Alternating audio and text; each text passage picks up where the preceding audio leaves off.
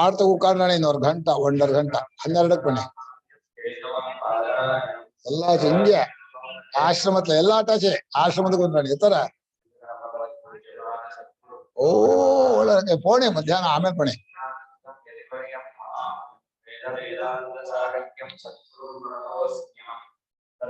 ಸಂಪ್ರದಾಯಜ್ಞಂ ಸಂಯಮೀಂದ್ರಂ ಸದಾಶ್ರಯಂ ಸದ್ಗುರುಂ ಸಚ್ಚಿದಾನಂದಂ ಸದಾಚಾರಂ ಸಮನ್ವಯೇ ಶ್ರೀ ಶ್ರೀ ಸತ್ಯಾನಂದೇಂದ್ರ ಸರಸ್ವತಿ ಮಹಾಸದ್ಗುರು ಶಂಕರ ಮಾತ್ರಾದಾಯಕ ಸುರೇಶ್ವರೋ ಗೃಹಾದು ಜ್ಞಾನಂ ಕಾರ್ತಿಕಮಂತ್ರಂ ಇದ್ಬಿಟ್ಟಿದ್ರೆ ಜ್ಞಾನಂ ನೈಷ್ಕರ್ಮ್ಯ ಸಿದ್ಧಿಗಂ ಅಂತ ಗುರುಗಳು ಓ ನಾನು ನೈಷ್ಕರ್ಮ್ಯ ಸಿದ್ಧಿ ಶ್ಲೋಕ ನೆನೆಸ್ತಿದೆ ತಿಂದ್ಬಿಟ್ಟಿದ್ದೀರಲ್ಲ ಸ್ವಾಮಿಗಳೇ ಇದು ಮಾಡಿದ್ರು ಅಸನೆ ನೈಷ್ಕರ್ಮ್ಯ ಸಿದ್ಧಿಂ ಪರಮಾಂ ದಯಾಲು ಪಾರ್ಥಾಯ ಬಹಳ ಅದ್ಭುತ ಅಥೋಪಚ್ಛಂದನಾರ್ಥಾನಿ ಸ್ವರ್ಗಾದೀನಿ ವಿಮುಕ್ತಯೇ ನಗರಾಪ್ತೌ ತವದಧ್ವಸ್ಥ ಗ್ರಾಮಾದಿ ಗುಣಗೀರಿವ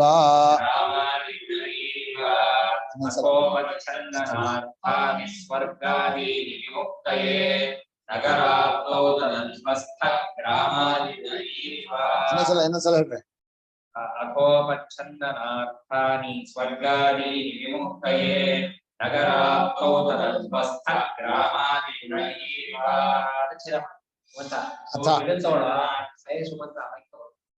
ಅಥ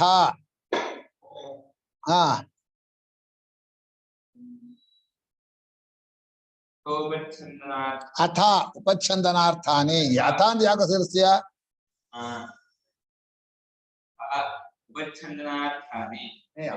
ಅಥ ಕಣ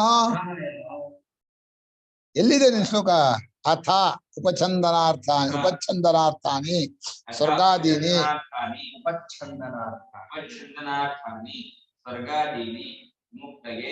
ನಗರಾಪ್ತೌ ತದಧ್ವಸ್ಥ ಇಲ್ಲ ತದಧ್ವಸ್ಥ ಗ್ರಾಮಾದಿ ಗುಣಗೀಹಿ ಇವ ಈಗ ಅಥ ಅನ್ನೋದು ಪೂರ್ವದ ಭಾಗಕ್ಕಿಂತ ಬೇರೆ ಭಾಗ ಅಂತ ಹೇಳೋಕ್ಕೋಸ್ಕರ ಅಥ ಸ್ವಂತಾಥಾದಿನ ಪೂರ್ವಭಾಕ್ ಅಂತ ಅಮರಕಾರನು ಕೂಡ ಅಥ ಶಬ್ದ ಹಿಂದಿನ ವಿಷಯವನ್ನು ಬಿಟ್ಟು ಬೇರೆ ಹೊಸ ವಿಷಯ ಶುರು ಮಾಡ್ತಾ ಇದ್ದೀನಿ ಅಥ ಈಗ ಉಪಚ್ಛಂದನಾರ್ಥಾನಿ ಸ್ವರ್ಗಾದೀನಿ ಸ್ವರ್ಗಾದಿ ವಾಕ್ಯಗಳಿದೆಯಲ್ಲ ಅದೆಲ್ಲ ಒಂದು ರೀತಿ ಕನ್ನಡ ಭಾಷೆಯಲ್ಲಿ ಹೇಳಿದ್ರೆ ಕುಶಲಾಯಿಸೋದು ಅಂತ ಚೆನ್ನಾಗಿ ಅದಕ್ಕೆ ಅವನಿಗೆ ಅಲ್ಲಿ ಹೋದ್ರೆ ನಡುವೆ ಅಂತ ಇದು ಸಿಗತ್ತೆ ಅದು ಸಿಗತ್ತೆ ಅಂತ ಮನುಷ್ಯನಿಗೆ ಅದು ಏನ್ ಹೇಳುದು ಉಪಚ್ಛಂದ ಆಸೆ ಅಷ್ಟೇ ಅಲ್ಲ ಉಪಚ್ಛಂದನ ಅಂದ್ರೆ ಅವನನ್ನ ಪ್ರಲೋಭನೆಗೊಳಿಸೋದು ಈಗ ಯಜಮಾನ ತಂದೆಗೆ ಬೆಂಗಳೂರಿಗೆ ಹೋಗ್ಬೇಕಾಗಿದೆ ರೈಲಲ್ಲಿ ಹೋಗ್ತಾ ಇಂತೆಂಥವ್ರು ಸಿಗತ್ ಗೊತ್ತಾ ಅಂತ ಹೇಳಿ ಆ ನಡುವೆ ಊರುಗಳನ್ನು ಹೇಳೋದು ಅಲ್ಲಿ ತುಮಕೂರು ಚಿತ್ತೂರು ಭದ್ರಾವತಿ ಎಲ್ಲ ಸಿಗತ್ತೆ ಎಲ್ಲ ಕಿಕ್ಕಿ ಹತ್ರ ತೋರಿಸ್ತಾ ಹೋಗ್ತೀನಿ ಅವನಿಗೆ ಬೆಂಗಳೂರು ಬೇಡ ಅವನ್ ಬೆಂಗಳೂರು ಹೋಗೋ ಇಷ್ಟ ಇಲ್ಲ ಆದ್ರೆ ಇದನ್ನ ತೋರಿಸ್ತಾ ಕರ್ಕೊಂಡು ಹೋಗ್ತಾನೆ ಹಾಗೆ ವೇದವಾಕ್ಯಗಳು ಸ್ವರ್ಗಾದಿ ಕರ್ಮಗಳನ್ನು ಹೇಳ್ತಾ ಮುಕ್ತಿಗೋಸ್ಕರ ಹೇಳಿದ್ವಿ ಹಾಗೆ ಅರ್ಥ ಮಾಡೋಣ ಅಂತ ಒಂದೊಂದ ಇದು ಸ್ವರ್ಗಾದೀನಿ ಉಪಚ್ಛಂದನಾರ್ಥಾನಿ ವಿಮುಕ್ತಯೇ ನಗರಾಪ್ತವು ನಗರ ಅಂದ್ರೆ ಸಿಟಿ ಕರ್ಕೊಂಡು ಹೋಗ್ಬೇಕಾದ್ರೆ ಆ ದಾರಿಯಲ್ಲಿರುವಂತಹ ಗ್ರಾಮಾದಿಗಳ ಗುಣವನ್ನ ವರ್ಣನೆ ಮಾಡ್ತಾನೆ ಗ್ರಾಮಾದಿ ಗುಣ ಗೀಹಿ ಅಂದ್ರೇನೋ ಗೀಹಿ ಅಂದ್ರೆ ಮಾತು ಒಂದು ಗೀರ್ವಾಗ್ವಾಣಿ ಸರಸ್ವತಿ ಎಲ್ಲಿದ್ಯಾ ಅಮರಕೋಶ ಸರಿಯಪ್ಪ ಬ್ರಾಹ್ಮೀತು ಭಾರತೀ ಭಾಷಾ ಗೀರ್ವಾಗ್ವಾಣಿ ಸರಸ್ವತಿ ವ್ಯಾಹಾರ ಉಕ್ತಿರ್ಲಪಿತಂ ಭಾಷಿತಂ ವಚನಂ ವಚಃ ಬಂದಿದೆಯಲ್ವ ನಮರ ಸಾಕು ಎಷ್ಟು ಗೊತ್ತಾತೋ ಅಷ್ಟು ಬೇಡ ಅಮರ ಈಗ ಅವನು ವೇದವಾಕ್ಯಗಳಿಗೆ ಎಲ್ಲಕ್ಕೂ ಮೋಕ್ಷವೇ ಗುರಿ, ಜ್ಞಾನವೇ ಗುರಿ ಅಂತ ಹೇಳೋಕ್ಕೋಸ್ಕರ ಈ ಒಂದು ನ್ಯಾಯವನ್ನು ತಗೊಂಡ್ಬರ್ತಾ ಇದ್ದಾನೆ ಪೂರ್ವ ಪಕ್ಷಿ. ಏನ್ ಹೇಳ್ತಾ ಇದ್ದಾನೆ? ಸ್ವರ್ಗಾದಿ ಫಲವುಳ್ಳಂತಹ ವಾಕ್ಯಗಳಿದೆಯಲ್ಲ, ಜ್ಯೋತಿಷ್ಠೋಮೇನ ಸ್ವರ್ಗ ಕಾಮೋ ಯಜೇತ, ದರ್ಶಪೂರ್ಣ ಮಾಸಾಭ್ಯಾಂ ಸ್ವರ್ಗ ಕಾಮೋ ಯಜೇತ ಇತ್ಯಾದಿಗಳನ್ನು ಹೇಳಿದೆಯಲ್ಲ, ಆ ವಾಕ್ಯಗಳು ನಡುವೆ ಹಳ್ಳಿ ವರ್ಣನೆ ಮಾಡಿ ಸಿಕ್ಕಿ ಕರ್ಕೊಂಡು ಹೋಗೋ ಹಾಗೆ ಮೋಕ್ಷದ ದಾರಿಯಲ್ಲಿ ನಡುವೆ ಬರುವಂತ ಬೈಪ್ರಾಣ ತಾನಾಗಿ ಬರೋದು, ಅದಕ್ಕೋಸ್ಕರ ಅಲ್ಲ. ಆದ್ರಿಂದ ವೇದಕ್ಕೆಲ್ಲ ಎಲ್ಲ ಸ್ವರ್ಗಾದಿಗಳು ಅಲ್ಲಿಗೆ ಮೋಕ್ಷಕ್ಕೆ ಬಂದಿದೆ ಅಂತ ಪೂರ್ವ ಪಕ್ಷಿಯ ಅಭಿಪ್ರಾಯ. ಅರ್ಥವಾಯ್ತಾ? ಈಗ ಅರ್ಥ ಹೇಗೆ ಬರಿಬೇಕು ಕನ್ನಡದಲ್ಲಿ ಬರಿಬೇಕಾದ್ರೆ, ಸ್ವರ್ಗಾದೀನಿ ವಾಕ್ಯನೇ ಸೇರಿಸ್ಬೇಕು. ಸ್ವರ್ಗಾದಿಗಳನ್ನು ಹೇಳುವ ವಾಕ್ಯಗಳು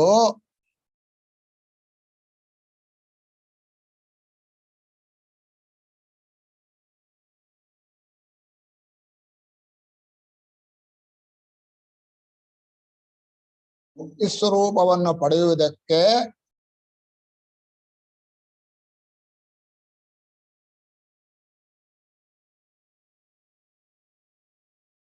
ಹೋಗುವ ದಾರಿಯ ಉಪಚ್ಛಂದನಾರ್ಥ ವಾಕ್ಯಗಳು ಅಂತ. ಉಪಚ್ಛಂದನ ಅಂದ್ರೆ ಕರೆಕ್ಟ್ ಪದ ಕುಸಲಾಯಿಸೋದು ಅಂತ ಅರ್ಥ ಕನ್ನಡದಲ್ಲಿ.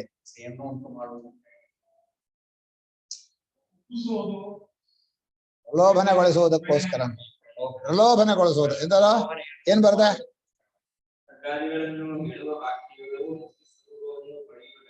ಪಡೆಯುವುದಕ್ಕೆ ಹೋಗುವ ದಾರಿಯ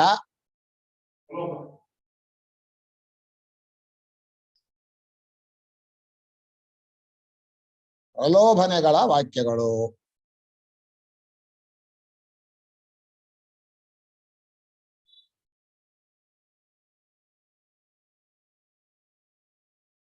ನಗರವನ್ನು ಪಡೆಯುವುದಕ್ಕೆ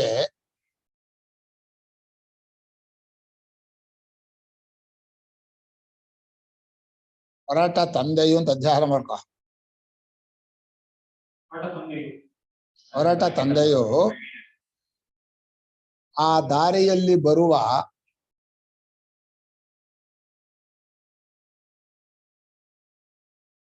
ಚಿಕ್ಕ ಚಿಕ್ಕ ಊರುಗಳ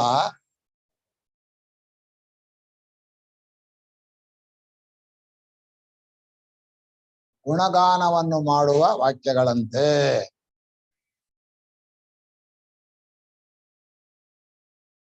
ವಾಕ್ಯಗಳಂತೆ ಇವುಗಳಿಗೂ ಅರ್ಥ ಮಾಡಬೇಕು.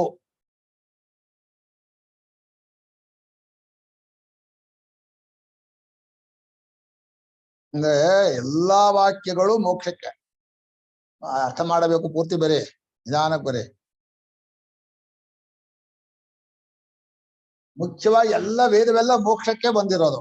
ಮೋಕ್ಷ ಅಂದ್ರೆ ಜ್ಞಾನದಿಂದ. ಆದ್ರೆ ಕರ್ಮವಾಕ್ಯಗಳೆಲ್ಲ ಹೋಗೋ ದಾರಿ ಇದ್ದ ಹಾಗೆ. ಮುಖ್ಯವಾದ ದಾರಿ ಯಾವುದು? ಮೋಕ್ಷ.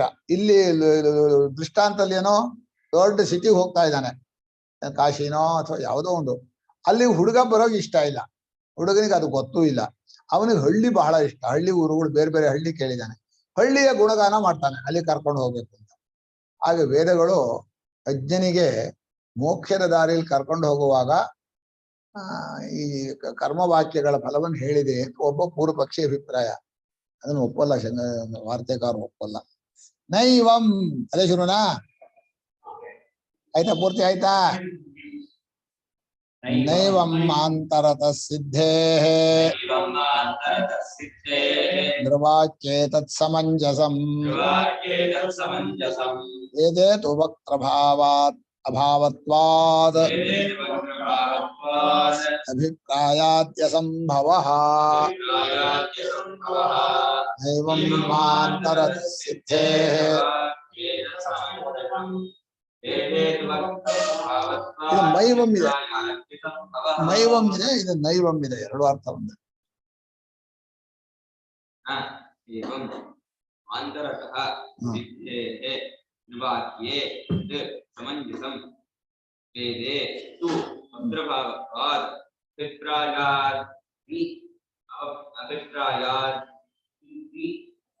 ಅಭಿಪ್ರಾಯಾದ್ಯಸಂಭವ ಒಂದೇ ಪದ, ಪದ ಒಂದೇ. ಅಭಿಪ್ರಾಯಾದಿ ಅಸಂಭವ ಸಂಧಿ, ಸಮಸ್ತಾಂತರ್ಗತ ಸಂಧಿ. ಹೋಗ್ಬಿಡಿ, ಈಗ ವ್ಯಾಕರಣ ಹೇಳಲ್ಲ ನಾನು. ಮೈವಂ ಅಂತರದ ಸಿದ್ಧೆ ನಿರ್ವಾಕ್ಯೆ ತತ್ ಸಮಂಜಸಂ. ಇಲ್ಲಿ ದೃಷ್ಟಾಂತಕ್ಕೂ ದಾಷ್ಟಾಂತಕ್ಕೂ ವ್ಯತ್ಯಾಸವಿದೆ. ವಿಷಮೋ ದೃಷ್ಟಾಂತ ಅಂದ. ಈ ನಿರ್ವಾಕ್ಯ ಅಂದ್ರೆ ಮನುಷ್ಯನ ವಾಕ್ಯದಲ್ಲಿ ಬೇರೊಂದು ಪ್ರಮಾಣದಿಂದ ಅದು ಸಿದ್ಧವಾಗಿದೆ. ಅವನ ಮನಸ್ಸಿನಲ್ಲಿ ಒಂದಿದೆ, ಹೊರಗಡೆ ಒಂದಿದೆ ಅಭಿಪ್ರಾಯ. ವೇದಕ್ಕೆ ಹಾಗಿಲ್ಲಪ್ಪ. ವೇದದಲ್ಲಿ ಹೇಳುವಂತ ಮನುಷ್ಯನೇ ಇಲ್ಲ. ವೇದಕ್ಕೆಲ್ಲ ಒಂದೇ ಪರಮಾತ್ಮನ ಸ್ವರೂಪ, ಅತ್ಯಂತ ಹಿತೈಷಿ ವೇದ. ಮನುಷ್ಯ ವಾಕ್ಯನಂತೆ ವೇದ ವಾಕ್ಯ ಆ ರೀತಿ ಆಗಲ್ಲ. ಒಳಗೊಂದು ಅಭಿಪ್ರಾಯ, ಹೊರಗಡೆ ಅಭಿಪ್ರಾಯ. ಈ ಹುಡುಗನ ಹಳ್ಳಿ ಆಸೆ ತೋರಿಸಿ ಸಿಟಿ ಕರ್ಕೊಂಡು ಹೋಗ್ತೀನಿ, ಹಾಗೆ ಈ ಕರ್ಮದ ಆಸೆ ಸೇರಿಸಿ ನಾನು ಮೋಕ್ಷ ಕರ್ಕೊಂಡು ಹೋಗ್ತೀನಿ, ಆ ತರ ಎಲ್ಲ ವೇದ ವಾಕ್ಯಕ್ಕೆ ಅರ್ಥ ಮಾಡೋಕ್ ಬರೋದಿಲ್ಲ ಅಂತ ಹೇಳ್ಬೇಕು. ಅದನ್ನ ಮಾಂತರತಃ ಅಂದ್ರೆ ಪ್ರಮಾಣಾಂತರತಃ. ಮನುಷ್ಯ ವಾಕ್ಯದಲ್ಲಿ ಪ್ರಮಾಣಾಂತರದಿಂದ ಅದು ಸಿದ್ಧವಾಗುವುದರಿಂದ ಅದು ಸಮಂಜಸವು. ಮೊದಲು ಮೈವಂ ಅಂದ್ರೆ ಹಾಗಲ್ಲ. ಮೈವಂ ಅಂದ್ರೇನೋ ಹಾಗಲ್ಲ. ನಿರ್ವಾಕ್ಯ ಅಂದ್ರೆ ಮನುಷ್ಯ ಹೇಳುವ ವಾಕ್ಯದಲ್ಲಿ ಮಾಂತರತ ಸಿದ್ಧೆ ಅಂದ್ರೇನೋ ಪ್ರಮಾಣಾಂತರದಿಂದ ಸಿದ್ಧವಾಗುತ್ತೆ. ಅಂದ್ರೆ ಅಲ್ಲಿ ಹೋಗುವಾಗ ಬೇರೊಂದು ಪ್ರಮಾಣ ಹಳ್ಳಿ ಸಿಗೋದು ನಿಜ. ಉದ್ದೇಶವೂ ಈ ಮನುಷ್ಯನಲ್ಲೇ ಇರೋದು, ಆ ಹುಡುಗನಿಗಿಲ್ಲ. ಅದ್ ಮುಂದೆ ಹೇಳ್ತಾರ ಅವರು. ಅಂದ್ರೆ ಬೇರೊಂದು ಪ್ರಮಾಣದಿಂದ ಹಳ್ಳಿಗೆ ಹೋಗೋದು ಕಾಣ್ತಾ ಇರೋದ್ರಿಂದ ಅದು ಸಮಂಜಸ. ಅದು ನೀವು ಹೇಳಿರೋ ದೃಷ್ಟಾಂತ ಆ ಜಾಗಕ್ಕೆ ಹೊಂದತ್ತೆ. ವೇದೇತು ವೇದಗಳಲ್ಲಾದರೋ ವಕ್ತೃಭಾವತ್ವಾತ್, ವಕ್ತೃ ಇಲ್ಲ, ಹೇಳುವ ಪುರುಷನ ಬುದ್ಧಿ ಇಲ್ಲ. ವೇದ ಯಾರಿಂದ ಬಂದಿದೆ? ಪರಮಾತ್ಮನಿಂದ ಬಂದಿದೆ. ಅದನ್ನ ಅಲ್ಲಿ ಬುದ್ಧಿಯ ಸಂಬಂಧ ಇಲ್ಲ, ಪುರುಷನ ಬುದ್ಧಿ ಸಂಬಂಧವಿಲ್ಲದೆ ಇರೋದ್ರಿಂದ ಅಭಿಪ್ರಾಯ ದ್ಯಸಂಭವ. ಒಳಗೊಂದು ಅಭಿಪ್ರಾಯ, ಹೊರಗಡೆ ಒಂದು ಮಾತು, ಅಥವಾ ಉದ್ದೇಶ ಬೇರೆ ಫಲ ಬೇರೆ, ಆ ಥರ ಅಲ್ಲಿಗೆ ಹೊಂದೋದಿಲ್ಲ. ವೇದ ವಾಕ್ಯಕ್ಕೆ ಆಗ ಅರ್ಥ ಮಾಡೋಕ್ ಬರೋಲ್ಲ. ಒಂದು ಕಾರಣ ಈ ಶ್ಲೋಕ. ಈ ಮುಂದಿನ ಶ್ಲೋಕ ಇನ್ನೊಂದು ಕಾರಣ ಹೇಳ್ತಾರೆ, ಬರ್ಕೊಳ್ರಿ. ಮೈವಂ ಹಾಗಲ್ಲ. ಮನುಷ್ಯನ ವಾಕ್ಯದಲ್ಲಿ ಅಂದ್ರೆ ತಂದೆಯ, ಮನುಷ್ಯನಾದ ತಂದೆಯ ವಾಕ್ಯದಲ್ಲಿ, ತಂದೆಯನ್ನು ಸೇರಿಸ್ತೆ ಯಾರಿಗಾರು ಪ್ರಮಾಣಾಂತರದಿಂದ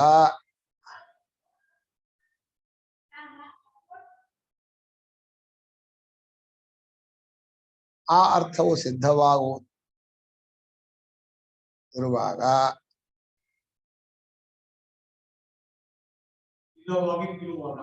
ಸಿದ್ಧವಾಗುತ್ತಿರುವಾಗ ಅದು ಸಮಂಜಸವಾಗುತ್ತದೆ.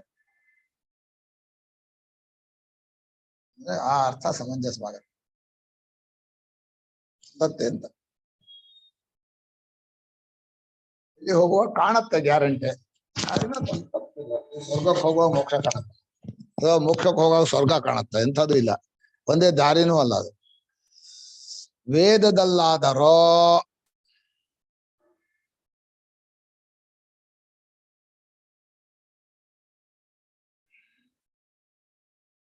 ಪುರುಷ ಬುದ್ಧಿ ಸಂಬಂಧವಿಲ್ಲದಿರುವುದರಿಂದ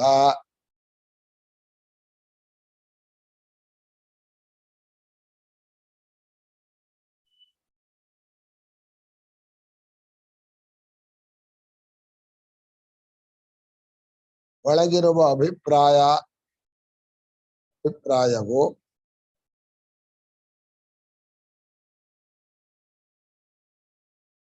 ಉದ್ದೇಶವು ಫಲವು ಬೇರೆಯಾಗಿರುವುದು ಹೊಂದುವುದಿಲ್ಲ. ಅಂದ್ರೆ ಮಾತಿಗಿಂತ ಬೇರೆಯಾಗಿರುವುದು. ಮಾತಲ್ಲಿ ಒಂದು, ಒಳಗಡೆ ಒಂದು, ಭೇದಕ್ಕಿಲ್ಲ. ಬೇರೆ ಅಂದ್ರೆ ಮನಸ್ಸಿನ ಭಾವ ಅಂತ. ಅಂದ್ರೆ ಪ್ರಮಾಣ, ಬೇರೆ ಪ್ರಮಾಣ ಯಾವುದು? ಪ್ರತ್ಯಕ್ಷ. ನಾವು ಬಾಯಲ್ಲಿ ಹೇಳುವಾಗಲ್ಲ, ಕರ್ಕೊಂಡು ಹೋಗುವಾಗ ಹಳ್ಳಿ ಕಾಣುತ್ತೆ, ಇಲ್ಲಿಂದ ಕಾಣುತ್ತೆ ಮೋಕ್ಷಕ್ಕೆ ಹೋಗೋ ಸ್ವರ್ಗ. ಮಾಂತರತಃ ಹಾಗೆ ಅರ್ಥ ಏನ್? ಮಾಂತರ ಅಂದ್ರೆ ಪ್ರಮಾಣಾಂತರದಿಂದ. ಯಾವುದು ಪ್ರಮಾಣ ಗೊತ್ತಾಗುತ್ತೆ ಅಂತ ಅಲ್ಲಪ್ಪ, ದೃಷ್ಟಾಂತದಲ್ಲಿ ಪ್ರಮಾಣಾಂತರದಿಂದ ಅದು ಸಿದ್ಧವಾಗುವುದರಿಂದ ಅಂದ್ರೆ ಸಿಟಿಗೆ ಹೋಗುವ ಹಳ್ಳಿಗಳು ಕಾಣತ್ತೆ.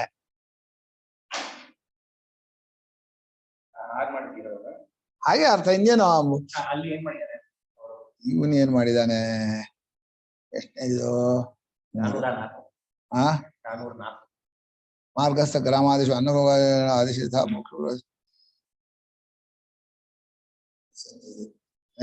ನೈವಂ ಪುರುಷೇ ವಾಕ್ಯ ಗುಣಾರ್ಥಂ ಫಲೋಕ್ತಿ ಯುಕ್ತ ಪ್ರಾಯಸ್ಯ ಮಾಂತರೇಣ ಜ್ಞಾತುಂ ಶಕ್ಯತ್ವಾತ್. ಅಥವಾ ಅವನು ಪುರುಷನ ಮಾತನ್ನ ಬೇರೊಂದು ಪ್ರಮಾಣದಿಂದ ಮುಂದೆ, ಆದ್ರಿಂದ ನಗರ ಮಾರ್ಗಸ್ಥ ಗ್ರಾಮಾದಿ ಗುಣೋಕ್ತಿನ ನಗರಾಪ್ತಿಶೇಷೋಷಿತ ವೇದೆ. ಅದೇ ಮಾಂತರೇಣ ಅನ್ನೋಕ್ಕೇನು ವಿಸ್ತಾರ ಬರೋದಿಲ್ಲ. ಪುರುಷನ ಅಭಿಪ್ರಾಯವು ಮುಂದೆ ಪ್ರಮಾಣಾಂತರದಿಂದ ಬೇರೆ ಒಂದು ಪ್ರಮಾಣದಿಂದ ಅವನ ಭಾವನೆ ಏನಿತ್ತು, ನಿಜವಾದ ಅಭಿಪ್ರಾಯ ಏನಿತ್ತು ಅನ್ನೋದನ್ನ ಇನ್ನೊಂದು ಪ್ರಮಾಣದಿಂದ ಗೊತ್ತಾಗುತ್ತೆ ಅಂತ. ಮುಂದೆ ಪ್ರತ್ಯಕ್ಷವಾಗಿ ನೋಡಿದಾಗ ಈ ಉದ್ದೇಶ ಇತ್ತು ಅಂತ. ಇಲ್ಲ ಅಂದ್ರೆ ಆ ಹೊಗಳಿದ ಹಳ್ಳಿಗೆ ನಿಲ್ಸ್ಕೊಬೇಕು. ಮುಂದೆ ಹೇಳ್ತಾರ, ಮುಂದಿನ ವಾಕ್ಯ ನೋಡಿದಾಗ ಸ್ಪಷ್ಟವಾಗತ್ತದ. ಯದ್ವಾ ತತ್ರೈವ ತಾತ್ಪರ್ಯಂ ಯತ್ರೋಪಚ್ಛಂದ್ಯನೀಯತೆ ನಗರಾಪ್ತೌ ತು ಮಾಭಾವಾತ್ ಪ್ರಯತೇತ ಪುಮಾನ್ ಕುತಃ.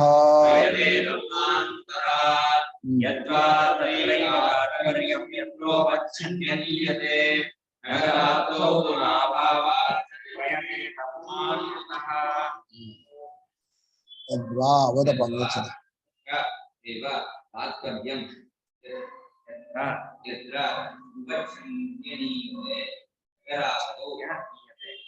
ಉಪಛನ್ಯ ನೀಯತೆ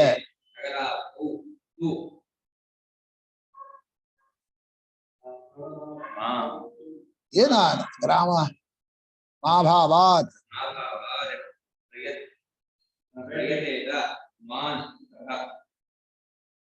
ಇನ್ನೊಂದ್ಸಲ ಪರಿಚ್ಛೇದ ಮಾಡೋ.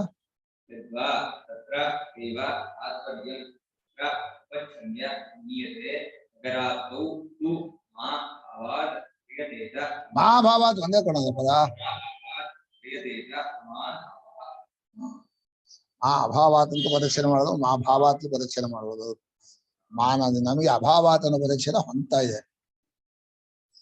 ಈ ಉಪಚ್ಛಂದ್ಯ ಯತ್ನ ನೀಯತೆ ಅಂದ್ರೆ ಪ್ರಲೋಭನೆಗೊಳಿಸಿ ಎಲ್ಲಿ ಕರ್ಕೊಂಡು ಹೋಗ್ತಾ ಇದ್ದಾನೋ, ಕರ್ಕೊಂಡು ಹೋಗೋ ಉದ್ದೇಶ ಸಿಟಿ, ಹೋಗ್ತಾ ಇರೋ ದಾರಿ ಹಳ್ಳಿಗಳು. ಯತ್ರ ತತ್ರೈವ ತಾತ್ಪರ್ಯಂ ಯತ್ರ ಉಪಚ್ಛಂದ್ಯನೀಯತೆ.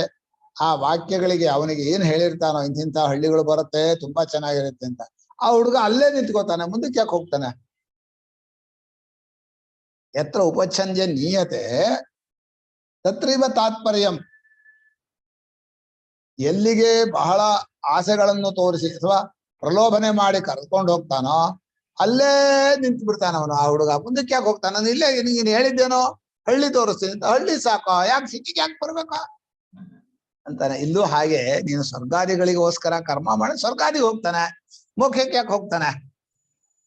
ಕರ್ಮಾದಿಗಳು ದಾರಿ ಅದು ಪ್ರಲೋಭನೆ, ಮುಂದೆ ಮೋಕ್ಷಕ್ಕೆ ಅಂತ ವೇದ ಹೇಳತ್ತೆ ಅಂದ್ರೆ ಅವನು ಕೇಳೋನು ಹುಡುಗ, ಈ ಕರ್ಮ ಮಾಡೋನು ವಿಜ್ಞಾನಿ ಇವನು, ಅವನು ಆ ಮೋಕ್ಷದ ದಾರಿಗೆ ಹೋಗೋದಿಲ್ಲಪ್ಪ, ನಂಗೆ ಇದೇ ಸಾಕು ಅಂತಾನೆ, ಬರೋಲ್ಲ ಅನ್ಬಿಡ್ತಾನೆ. ಅದನ್ನ ವಾಕ್ಯದ ಅರ್ಥ ವಾಕ್ಯದಲ್ಲಿರ್ಬೇಕು ಹೊರತು ಫಲದಿಂದ ಅಲ್ಲ. ನಗರ ಪ್ರಾಪ್ತವತು ಮಾಭಾವ. ನಗರವನ್ನು ಪಡೆಯೋಕೆ ಅವನಿಗೆ ಯಾವ ಪ್ರಮಾಣವೂ ಹೇಳಿಲ್ಲ, ಅವನು ಹೇಳೇ ಇಲ್ಲ. ಅವನು ಹಳ್ಳಿಗಳು ಬರುತ್ತೆ ಅಂತ ಹೇಳಿದ್ದಾನೆ, ಸಿಟಿ ಕರ್ಕೊಂಡು ಹೋಗ್ಬೇಕು ಇವನ ಮನಸ್ಸಲ್ಲಿದೆ, ಅದನ್ನ ಪ್ರಮಾಣ ಇಲ್ಲ ಅವನಿಗೆ. ಅದನ್ನ ಕುತಃ ಪುಮಾನ್ ಪ್ರಯತೇತ, ಹೇಗೆ ತಾನೇ ಅದಕ್ಕೆ ಪ್ರಯತ್ನ ಮಾಡಿಯಾನೋ ಅಂತ ಅರ್ಥ. ಬರ್ಕೋತೀರಾ? ಎಲ್ಲಿಗೆ ಒಂದು ಬ್ರಾಕೆಟ್ ಬಾಲಕನನ್ನು ಪ್ರಲೋಭನೆಗೊಳಿಸಿ ಕರೆದುಕೊಂಡು ಹೋಗುತ್ತಾನೋ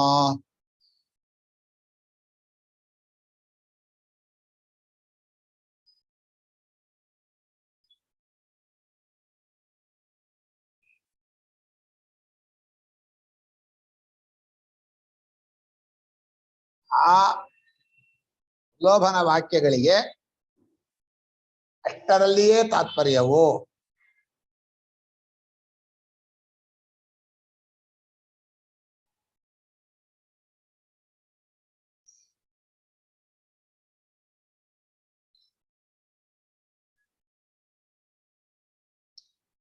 ನಗರ ಪ್ರಾಪ್ತಿಗೆ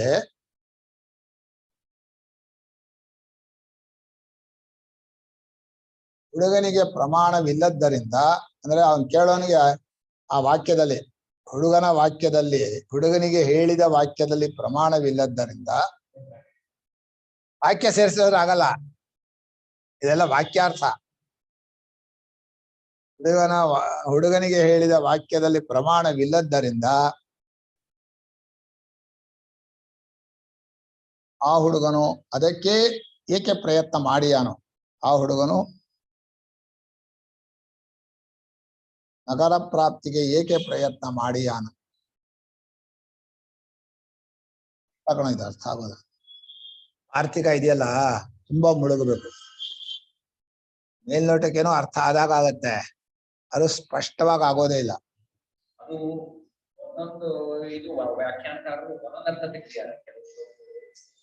ಬೇಡ, ನಮಗ್ ಮುಖ್ಯ ಅನುಭವ ಯುಕ್ತಿ ಹೊಂದಬೇಕು, ನಮ್ಮ ಶಂಕರ ಸಿದ್ಧಾಂತಕ್ಕೆ ಹೊಂದಬೇಕು ಅಷ್ಟೇ. ಇದು ಇಲ್ಲಿ ಏನಾಗಿದೆ ಅಂದ್ರೆ ಮೀಮಾಂಸಾ ನ್ಯಾಯ ತಗೊಂಡ್ಬಂದಿದ್ದಾರೆ. ಮೀಮಾಂಸಾ ನ್ಯಾಯದಲ್ಲಿ ವಾಕ್ಯದಲ್ಲಿ ತಾತ್ಪರ್ಯ ಕಂಡು ಹಿಡಿಯೋಕ್ ಮೀಮಾಂಸಾ ನ್ಯಾಯಗಳ ಲಿಂಗಗಳೇ ಇವೆ. ಇನ್ನು ವಿಧಿ ಅಂತ ಹೇಳಿದ್ರೆ ಅಪೂರ್ವ ವಿಧಿ, ನಿಯಮ ವಿಧಿ, ಪರಿಸಂಖ್ಯಾ ವಿಧಿ, 3 ವಿಧಿ ಅದು ಹೇಳಿದ್ದಾರೆ. ಇದೆಲ್ಲ ವಾಕ್ಯದಲ್ಲಿ ಯೋಚನೆ ಮಾಡೋದು. ಅದನ್ನು ಯೋಚನೆ ಮಾಡಿ ಯಾವ್ದು ಹೊಂದತ್ತೆ ಅಂತ ಹೇಳ್ಬೇಕು. ಸ್ವಲ್ಪ ಸುಲಭ ಅಲ್ಲ ಅದು. ಅದಕ್ಕೆ ಮೀಮಾಂಸಾ ಶಾಸ್ತ್ರಜ್ಞಾನವೂ ಬೇಕು, ಶ್ರುತಿಲಿಂಗಾದಿಗಳು ಬೇಕು, ಜೊತೆಗೆ ಇವ್ರು ಹೇಳೋ ವಿಷಯವೂ ಅರ್ಥವಾಗ್ಬೇಕಲ್ಲ. ಇದು ಕರ್ಮವಾಕ್ಯಕ್ಕೂ ಮೋಕ್ಷ ವಾಕ್ಯಕ್ಕೂ ಅರ್ಥದಿಂದ ಬದಲಾವಣೆಯ, ಹೇಳೋ ವ್ಯಕ್ತಿಯಿಂದ ಬದಲಾವಣೆಯ, ಫಲದಿಂದ ಬದಲಾವಣೆಯ, ಅಥವಾ ಎಲ್ಲಕ್ಕೂ ಸಮಾನವಾದದ್ದೇನಾದ್ರೂ ಇದೆಯೋ ಅಂತ ಜಿಜ್ಞಾಸೆ. ಒಂದು ಶಂಕರ ಹೇಳುವಾಗ ಎಲ್ಲ ಕಡೆಯಲ್ಲೂ ಜ್ಞಾಪಕ ಶಾಸ್ತ್ರ, ಇದರಲ್ಲಿ ವಸ್ತು ಜ್ಞಾಪಕ, ಇಲ್ಲಿ ಸಾಧ್ಯ ಸಾಧನ ಜ್ಞಾಪಕ ಅಷ್ಟೇ. ಜ್ಞಾಪಕ ಶಾಸ್ತ್ರ ಅನ್ನೋದು 2 ಕಡೆ ಸಮಾನ. ಆದ್ರೆ ಇದನ್ನು ಯಾಕೆ ಜ್ಞಾಪಕ ಮಾಡ್ತೋ, ತಪ್ಪು ತಿಳುವಳಿಕೆ ಇರೋದನ್ನ ಇದ್ಯಾಕೆ ಒಪ್ಕೊಳ್ತೋ, ಅದನ್ನ ಯಾಕೆ ಹೇಳಲಿಲ್ಲ ಅಂತ ಇತ್ಯಾದಿ ಚರ್ಚೆ ಬರುತ್ತೆ. ಅದು ಅಧಿಕಾರಿ ಭೇದದಿಂದ. ಅಧಿಕಾರಿಗೆ ಯೋಗ್ಯತೆ ಇಲ್ಲದ್ರೆ ಇದನ್ನ ಹೇಳ್ಬೇಕಾಗತ್ತೆ. ಅಷ್ಟು ಹುಡುಗನಿಗೆ ಅಷ್ಟೇ ಪಾಠ ಆದ್ರೆ ಹುಡುಗನಿಗೆ ಬರೀ ಇಷ್ಟೇ ಪಾಠ. ಯಾಕ್ರೆ ಇಷ್ಟೇ ಪಾಠ ಹೇಳ್ತೀರಿ, ನಿಮ್ಗೆ ಗೊತ್ತಿರೋದ್ರಲ್ಲಿ ಏನಂದ್ರೆ ಗೊತ್ತಿರೋದಲ್ಲೇ ಹೇಳಲ್ಲ. ಹಾಗಾಗಿ ಈ ಸುರೇಶ್ವರ ವಾರ್ತಿಕ ಅರ್ಥ ಮಾಡೋ ಸುಲಭ ಅಲ್ಲ, ತುಂಬಾ ಕಷ್ಟ. ನಾನು ಎಷ್ಟರ ಮಟ್ಟಿಗೆ ಮಾಡ್ತೀನೋ ಅದು ಎಷ್ಟು. ಇವ್ರು ಇದಾರೆ ಹೇಳ್ತಾನೆ ಮಾಡಿ ಒಂದು ಭಯ ಬಿಡಲ್ಲ. ನೀನು ಏನ್ ಪಾಠ ಆಗ್ಬೇಕಾ? ಎಷ್ಟು ಶಂಕರ್ ನಾನೇನ್ ಪಾಠ ಮಾಡಿಸ್ಕೊಂಡಿದ್ದೀನಿ ಇದನ್ನ? ಸಂಸ್ಕೃತ ಜ್ಞಾನವ ಸರಿ ಆಯ್ತಪ್ಪ. ಯದಾಪಿ ವಸ್ತು ವೃತ್ತೇನ ನಗರಾವಾಪ್ತಿ ಸಾಧನಂ ಗ್ರಾಮಾಪ್ತಿರ್ನಗರ ಪ್ರಾಪ್ತಿ ತದಾಪ್ಯರ್ಥಾನ್ನಮಾನತಃ.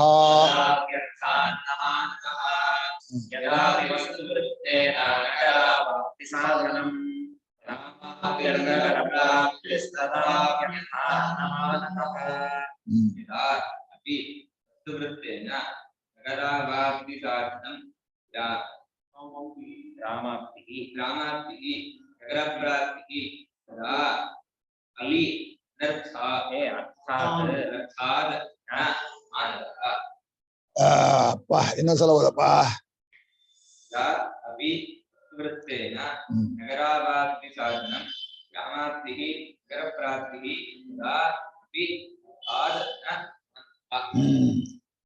ಇದು ಅಕಸ್ಮಾತ್ ಅವ ಹುಡುಗನ್ ಕರ್ಕೊಂಡೇ ಹೋದ ಅಂತ ಇಟ್ಕೊಳ್ಳೋಣ, ತಂದೆ. ಅದು ಅರ್ಥಾತ್ ಬಂತೆ ಹೊರತು ಶಬ್ದದಿಂದ ಬರಲಿಲ್ಲ. ಶಬ್ದ ಪ್ರಮಾಣದಿಂದ ಮುಂಚೆ ಹೇಳಿಲ್ಲ ಅವನು ತಂದೆ, ನಿನ್ನ ಪಟ್ಟಣ ಕರ್ಕೊಂಡು ಹೋಗ್ತೀನಿ ಅಂತ ಹೋಗೋದೇ ಇಲ್ಲ ಅವನು. ಹಾಗೆ ಈ ಕರ್ಮಿಗಳನ್ನ ಲೋಕದವರನ್ನ ಮೋಕ್ಷ ಕರ್ಕೊಂಡು ಹೋಗ್ತೀನಿ ಬರಲ್ಲ ಅಂದ್ಬಿಡ್ತಾರೆ, ಪಾಠಕ್ಕೆ ಬರಲ್ಲ. ವೇದಾಂತ ಪಾಠವಾ ಸದ್ಯ ಹೋಗೋದ್ ಬೇಡ, ಏನೋ ಚಂಡಿ ಪಾರಾಯಣ ಹೇಳ್ಕೊಟ್ರೆ ಬರ್ತೀವಿ, ದುಡ್ಡು ಬರುತ್ತೆ, ಅದಾಗತ್ತೆ.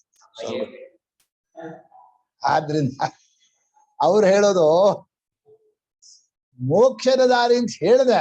ಮೋಕ್ಷದ ದಾರಿ ಕರ್ಕೊಂಡು ಹೋದ ಅಂದ್ರೆ ಅಕಸ್ಮಾತ್ ಗುರುಗಳ ಮಹಿಮೆಯಿಂದಲೋ ಅಥವಾ ಅವನ ಪೂರ್ವ ಹೋಗ್ಬಿಟ್ಟ ಕರ್ಮಿಯಾದವ ಅಂತ ಇಟ್ಕೋಣ. ಅದು ಅವ್ರು ಹೇಳಿರೋ ವಾಕ್ಯದ ಅರ್ಥ ಅಲ್ಲ. ಅರ್ಥಾತ್ ಆ ದಾರಿಯಲ್ಲಿ ಹೋದವನಿಗೆ ಅದು ಸಿಗಬಹುದು. ಈಗ ಹಳ್ಳಿಗೆ ಹೋಗಿದ್ದ, ಹತ್ರದಲ್ಲೇ ಸಿಟಿ ಇತ್ತು, ಹೋಗ್ಬಿಟ್ಟ. ಅವನಿಗೆ ಹೋಗ್ಬೇಕು ಅಂತ ಇಷ್ಟ ಇರ್ಲಿಲ್ಲ, ಹೋಗ್ಬಿಟ್ಟ. ಆದ್ರೆ ಅದು ಶಬ್ದ ಹೇಳಿದ್ದ ಅರ್ಥ ಅಲ್ಲ. ನೀವೇನ್ ಹೇಳಿದ್ರೆ ಈ ಕರ್ಮಕಾಂಡ ವಾಕ್ಯಕ್ಕೆ ಮೋಕ್ಷದ ಸಾಧನ ಅರ್ಥ ಅಂತ ಹೇಳ್ತೀರಿ, ಅದಾಗಲ್ಲ.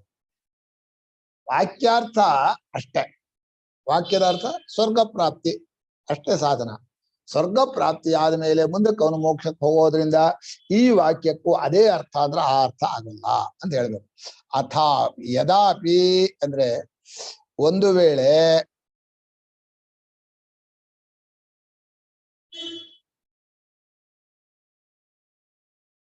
ಅರ್ಥ ಸಾಮರ್ಥ್ಯದಿಂದ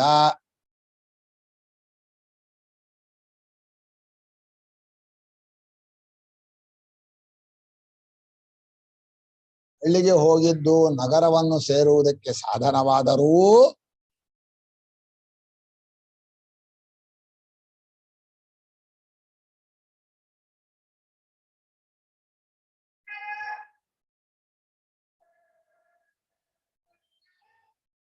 ಅದು ಶಬ್ದ ಪ್ರಮಾಣದಿಂದ ಆದದ್ದಲ್ಲ.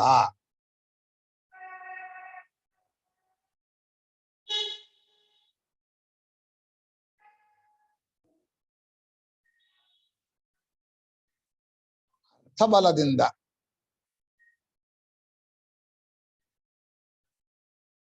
ಒಂದಕ್ಕೊಂದು ಸಾಧನವಾಯಿತು. ಅರ್ಥ ಅಂದ್ರೆ ಅಲ್ಲಿ ಹೋಗಿರೋ ಪ್ರಯೋಜನ ಅಂತ ಅರ್ಥ. ಅರ್ಥ ಅಂದ್ರೆ ಶಬ್ದಾರ್ಥ ಅಲ್ಲ. ಹಳ್ಳಿ ಹೋಗಿದ್ರಿಂದ ಹತ್ರ ಆಯ್ತು ಅಷ್ಟೇ. ಅರ್ಥ ಅಂದ್ರೆ ಶಬ್ದದ ಅರ್ಥ ಅಂತ ಅರ್ಥ ಅಲ್ಲ. ಇಲ್ಲಿಂದ ಕರ್ಕೊಂಡು ಹೋಗ್ತಿಂದ ಹಳ್ಳಿ ಹೋದ್ಮೇಲೆ ಹತ್ರ ಆಯ್ತು ಸಿಟಿಯಿಂದ ಹೋಗಬಹುದು ಹುಡುಗ. ಆದ್ರೆ ಇಲ್ಲಿ ಹೇಳಿದ ವಾಕ್ಯಕ್ಕೆ ಅದು ಅರ್ಥ ಅಲ್ಲ. ಊರಲ್ಲಿ ಮುಂಚೆ ಮನೆಯಿಂದ ಹೊರಡುವಾಗ ಹಳ್ಳಿ ಗುಣಗಾನ ಮಾಡಿ ನಗರಕ್ಕೆ ಕರ್ಕೊಂಡು ಹೋದ ಅಂತ ಆದ್ರೂ ಈ ವಾಕ್ಯಕ್ಕೆ ಅದು ಅರ್ಥ ಅಲ್ಲ. ನಗರಕ್ಕೆ ಕರ್ಕೊಂಡು ಹೋಗಿದ್ದ ಅರ್ಥ ಅಲ್ಲ. ಈ ವಾಕ್ಯಕ್ಕೆ ಹಳ್ಳಿ ಹಳ್ಳಿ ಅರ್ಥ. ಸ್ವರ್ಗಕ್ಕೆ ಹೋಗಿದ್ರಿಂದ ಮೋಕ್ಷ ಸಿಗ್ಲಿಲ್ಲ. ಅಕಸ್ಮಾತ್ ಸ್ವರ್ಗದಲ್ಲಿ ವಿಚಾರ ಮಾಡಿ ಮೋಕ್ಷ ಪಡ್ಕೋಬಹುದು. ಆದರೆ ಸ್ವರ್ಗಕ್ಕೆ ಹೋಗೋ ವಾಕ್ಯಕ್ಕೆ ಮೋಕ್ಷ ಅರ್ಥ ಆಗಲ್ಲ. ಅದು ಹೇಗೆ ಅಂದ್ರೆ ವಾಕ್ಯದ ಅರ್ಥ ವಾಕ್ಯವನ್ನು ಕೇಳಿದಾಗ ಅನುಭವ ಬರೋದು ಜ್ಞಾನ ಅಷ್ಟೇ ಹೊರತು ಅಲ್ಲಿ ಹೋದಾಗ ಪದದಿಂದ ವಾಕ್ಯದ ಅರ್ಥ ಲೆಕ್ಕ ಅಲ್ಲ. ಅವೆಲ್ಲ ತಾನಾಗಿ ಆಗೋದು. ಇವು ವಾಕ್ಯಾರ್ಥ ನಿರ್ಣಯ ಮಾಡುವ ಕ್ರಮ ಇದೆಯಲ್ಲ, ಫಲಪ್ರಧಾನ ಅಲ್ಲ, ಜ್ಞಾನ ಪ್ರಧಾನ. ವಾಕ್ಯದಿಂದ ಕೇಳಿದಾಗ ಏನ್ ಅರ್ಥ ಬರುತ್ತೋ ಅದೇ ವಾಕ್ಯದ ಅರ್ಥ. ಯಾರನ್ನ ನೀವು ಬರಬೇಕು ಅಂತ ಹೇಳಿದ್ರು, ಅವ್ರು ಬಂದ್ರು, ಇವರ ಅರ್ಥ ಇವನ ಮನಸ್ಸಲ್ಲಿ ಅವರಿಂದ ಬಿಡಿಸ್ಬೇಕು ಅಂತ ಅರ್ಥ ಇತ್ತು ಅಂತಂದ್ರೆ, ನಮ್ಮೂರಲ್ಲಿ ಮಾಡ್ತಾರೆ ಹಾಗೆ. ಏನ್ ಮಾಡ್ತಾರೆ ಅಂದ್ರೆ, ಯಾರೋ ನಮ್ಮನ್ನ ಅವ್ರ ಮನೆ ಕರ್ಕೊಂಡು ಹೋದ್ರೆ ತುಂಬಾ ಹೊತ್ತು ಮಾತಾಡಿಸ್ತಾರೆ ಅನ್ಸ್ಕೊಳ್ಳಿ. ಹೋಗೋಕ್ ಮುಂಚೆನೆ 3 ನಿಮಿಷ ಬಿಟ್ಟು ನೀನ್ ನನ್ನನ್ನು ಕರೆಯೋಕ್ ಬಾ, ಯಾರೋ ಕರೀತಾರೆ ಅಂತ ಹೇಳಿ ಅಲ್ಲಿ ಹೋಗೋದು. ಅಲ್ಲಿ ಒಳಗೆ ಹೋದ್ ಕೂಡಲೇ ಅವ್ನು ಕರೆಯೋಕ್ ಬರೋದು, ಹೋಗೋದು. ಅಂದ್ರೆ ತಪ್ಪಿಸ್ಕೊಳ್ಳೋಕೆ ಹೋಗ್ತಾ ಇರೋದು. ಅದರ ಈ ವಾಕ್ಯದ ಅರ್ಥ ಅಲ್ಲ, ಹೋಗೋದಕ್ಕೆ ಅರ್ಥ ಅಲ್ಲ. ಅದು ಹೋಗೋದು ಅವ್ರಿಗೆ ಸಂತೋಷವಾಗ್ಲಿ ಅಂತ ಹೋಗಿದ್ದಾನೆ, ಬರೋಕೋಸ್ಕರ ಹೋಗಿದ್ದಾನೆ, ಆ ಅರ್ಥ ಮಾಡ್ಬಾರ್ದು. ಈ ಪ್ರಯೋಜನದಿಂದ ವಾಕ್ಯಾರ್ಥವನ್ನ ಮಾಡಕೂಡದು, ಜ್ಞಾನದಿಂದ ವಾಕ್ಯಾರ್ಥ ಮಾಡಬೇಕು ಅನ್ನೋ ನಿಯಮ. ಏನ್ ಬರ್ದಪ್ಪ ಓದಪ್ಪ, ಇದು ಇಷ್ಟರ್ಥ ಅಲ್ವಾ, ಈ ಶ್ಲೋಕದಲ್ಲಿ ಸಿಗೋದೇ ಕಷ್ಟ.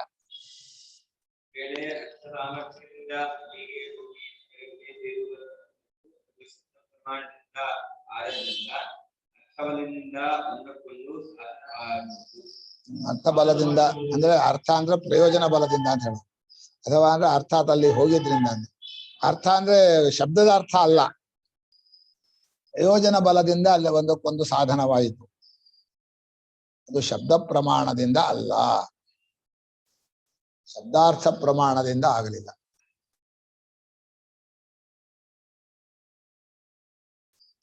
ಈ ಅರ್ಥ ಶಬ್ದಕ್ಕೆ ತುಂಬಾ ಅರ್ಥ ಇದೆ, ಅದೇ ಕಷ್ಟ.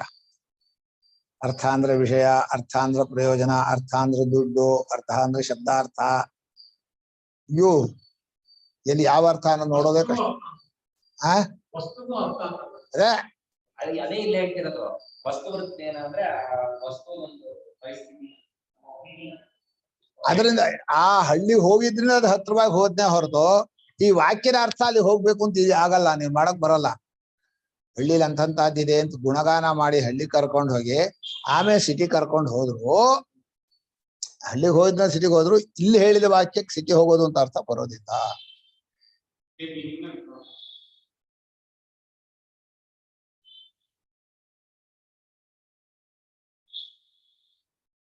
ಇನ್ನೊಂದು ಶ್ಲೋಕ ಹೇಳ್ತಾರೆ,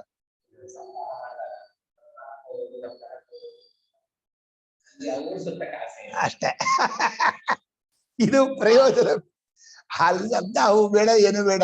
ನಮ್ಮಲ್ಲಿ ಅಂತ ಪುಣ್ಯಕ್ಷೇತ್ರ ಪ್ರಯಾಗ ಕಾಶಿ, ಅಲ್ಲಿ ತತ್ವ ವಿಚಾರ ಮಾಡೋದು ಬಹಳ ಶ್ರೇಷ್ಠ ಅಂತ ನಾವು ಕರ್ಕೊಂಡು ಹೋದ್ರೆ ಅಲ್ಲಿ ತತ್ವ ವಿಚಾರ ಮಾಡಕ್ ಅವ್ರು ಕೂತ್ಕೊಳ್ಳಲ್ಲ. ಅಲ್ಲಿರೋ ಎಲ್ಲ ಕ್ಷೇತ್ರದಿಂದ ನೋಡಕ್ ಹೋಗ್ತಾರೆ. ಅವರ ಮನಸ್ಸಲ್ಲಿ ಅಷ್ಟೇ ಪ್ರಯೋಜನ ಮುಖ್ಯ. ಏನ್ ಮಾಡಕ್ ಹೇಳೋದ್ ಮಾತ್ರ ಸಪ್ತಾಹ. ಅದು ಒಳ್ಳೆ ಜಾಗ ಸಿಗತ್ತೆ, ಒಳ್ಳೆ ರಕ್ಷಣೆ ಸಿಗತ್ತೆ, ತುಂಬಾ ಜನ ಇರ್ತಾರೆ. ಬೇಜಾರಾದ್ರೆ ಹೌದು, ಅನ್ನಂ ಧಾಮ. ಕೋರ್ಟಾಗ ಸೆಟ್ಟ ಹಲ್ಲ ಜಾನಕ ಶಮಿಯಾರವ ಎಲ್ಲ ಒಂದೇ. ಅಪ್ಪ ಈಗ ಒಂದು ವಾಕ್ಯ ಹೇಳ್ತಾರೆ, ಇದಕ್ಕೇನು ದೊಡ್ಡದಾಗಿ ಬರ್ದ್ಬಿಟ್ಟಿಯಾನೆ ಆನಂದಗಿರಿ. ಅರ್ಥಾದಪಿ ನ ತಾತ್ಪರ್ಯಂ ದ್ರವ್ಯಾರ್ಜನ ವಿಧೇರಿವ ಶಬ್ದ ಮಾತ್ರಾನುಸಾರೇಣ ವೇದೇ ತಾತ್ಪರ್ಯಧೀರ್ಯತಃ.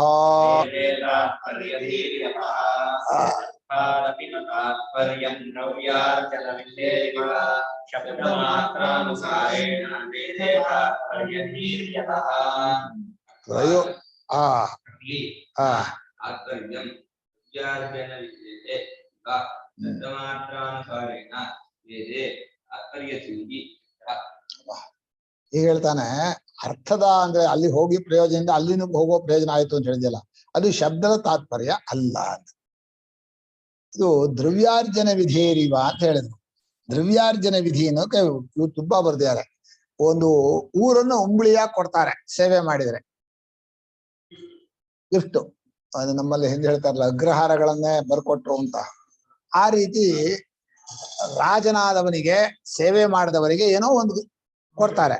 ಸೇವೆಗೂ ಆ ಫಲಕ್ಕೂ ಇಮ್ಮಿಡಿಯೇಟ್ಲಿ ಫಲ. ಸೇವೆ ಮಾಡ್ತಾ ಇದ್ದಾಗಲೇ ಕೊಡ್ತಾನ ಅವನು. ಅದು ಕ್ರಿಯಾಫಲ ಕಾಣುತ್ತೆ, ಸೇವೆ ಮಾಡೋ ಫಲಕ್ಕೆ ಅಷ್ಟು ದುಡ್ಡು ಬರೋದು. ಆದ್ರೆ ವೇದದಲ್ಲೂ ಹೇಳಿದೆ ಗ್ರಾಮ ಕಾಮ ಅಂತ. ಆದ್ರೆ ವೇದದ ಗ್ರಾಮ ಕಾಮಕ್ಕೆ ಆ ತರ ತಕ್ಷಣದಲ್ಲಿ ಫಲ ಆಗಲ್ಲ. ಅಲ್ಲ, ಊರೇ ಸಿಗತ್ತೆ ಅಂತ ಇಟ್ಕೊಳ್ಳೋಣ, ಅದು ತುಂಬಾ ದಿವಸ ಆಗತ್ತೆ. ಎಷ್ಟು ದಿವಸ ಆಗತ್ತೆ ಹೇಳೋಕ್ಕಾಗಲ್ಲ, ಅದ್ರಲ್ಲಿ ಟೈಮ್ ಹೇಳಲ್ಲ. ತುಂಬಾ ಬರ್ದ್ಯಾರಪ್ಪ. ಒಂಚೂರು ಬೇರೆ ಅನ್ವಯ ಮಾಡಿರೋದು.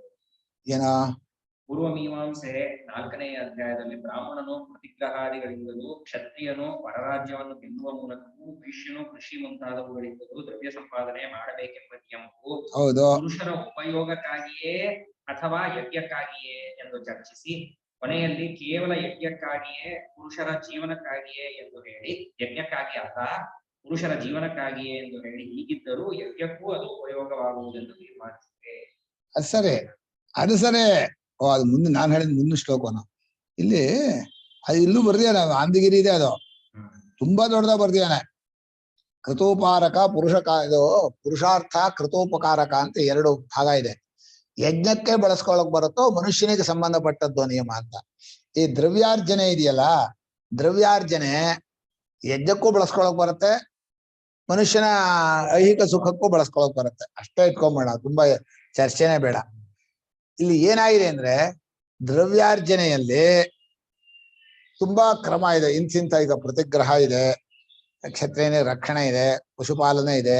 ಹೀಗೇ ಮಾಡ್ಬೇಕು ಅಂದ್ರೆ ಅಲ್ಲ, ಲೋಕದಲ್ಲಿ ಹೇಗ್ ಬೇಕಾದ್ರೂ ಮಾಡ್ಬೋದಲ್ಲ, ನೀ ಹೇಳಿದ ಹಾಗೆ ಯಾಕೆ ಕೊಡೋದು. ಆದ್ರಿಂದ ಒಂದು ವಿಶೇಷ ಸಂಸ್ಕಾರ ಆಗತ್ತೆ ಅಂತ ಮಾಡ್ಬೇಕು.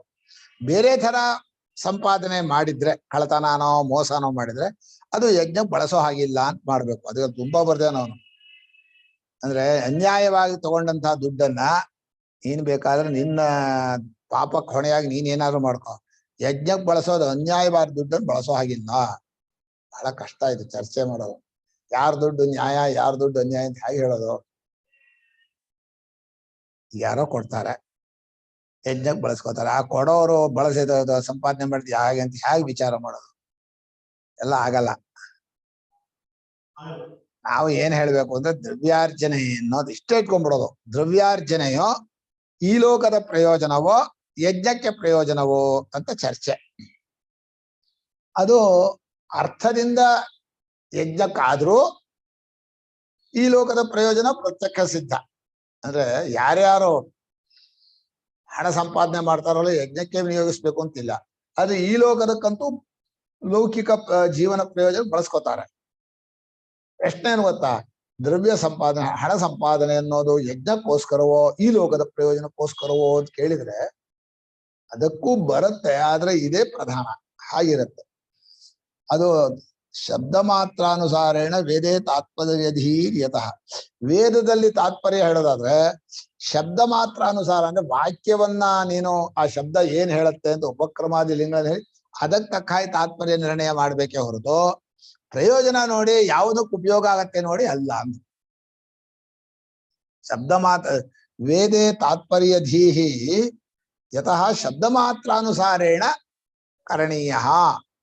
ಕರಣೀಯ ಧೀಹಿ ಇದೆಯಲ್ಲ, ವೇದದಲ್ಲಿ ಯಾವುದು ತಾತ್ಪರ್ಯ ಅಂದ್ರೆ ಆ ವಾಕ್ಯದ ಉಪಕ್ರಮಾದಿ ಲಿಂಗಗಳಿಂದ ಶ್ರುತ್ಯಾದಿ ಲಿಂಗಗಳಿಂದ ತಾತ್ಪರ್ಯ ನಿರ್ಣಯ ಮಾಡ್ಬೇಕೆ ಹೊರತು ಅದನ್ನ ಯಾವುದಕ್ಕೆ ಬಳಸೋಕ್ ಬರುತ್ತೆ ಆ ಕರ್ಮ ಅದೆಲ್ಲ ಇಲ್ಲ.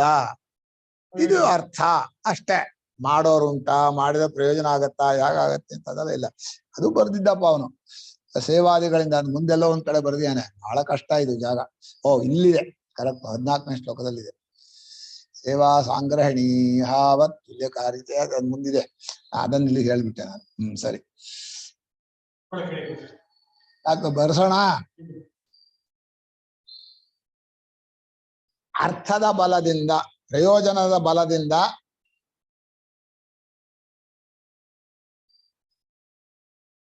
ವೇದವಾಕ್ಯಗಳಿಗೆ ತಾತ್ಪರ್ಯವನ್ನು ನಿರ್ಣಯಿಸುವುದು ಬರುವುದಿಲ್ಲ.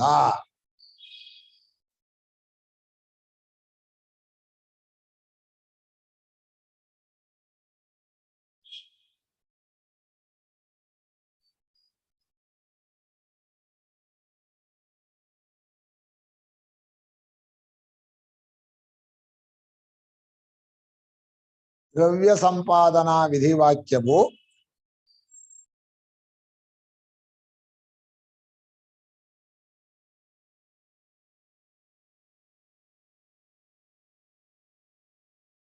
ಈ ಲೋಕದ ಬದುಕಿಗೂ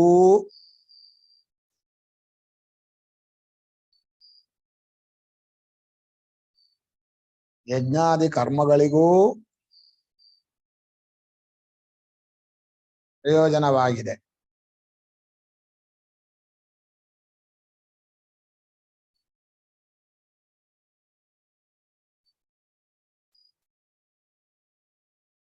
ಆದರೆ ದ್ರವ್ಯಾರ್ಜನೆಯು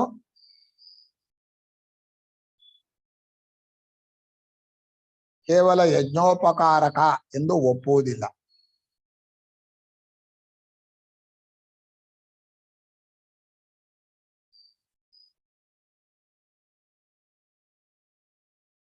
ಕಾರಕವೂ ಅಲ್ಲ, ಯಜ್ಞ ವಾಕ್ಯಕ್ಕೆ ಸೇರಿಸೋಕ್ಕೂ ಬರೋಲ್ಲ, ಸ್ವತಂತ್ರ. ಇದು ವಾಕ್ಯಾರ್ಥ ನಿರ್ಣಯದ ವೇದಗಳ ತಾತ್ಪರ್ಯವನ್ನು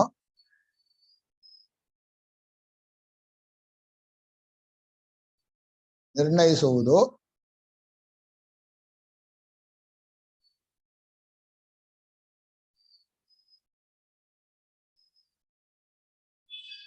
ಶಬ್ದಗಳ ಅರ್ಥವನ್ನು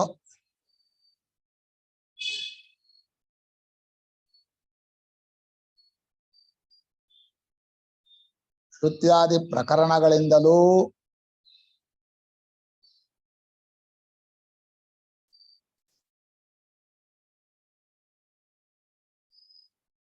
ಉಪಕ್ರಮಾದಿ 6 ಲಿಂಗಗಳಿಂದಲೂ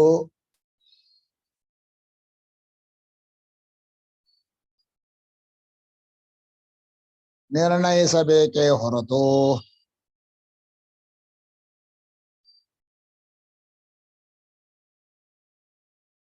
ಪ್ರಯೋಜನ ದೃಷ್ಟಿಯಿಂದ ಅಲ್ಲ.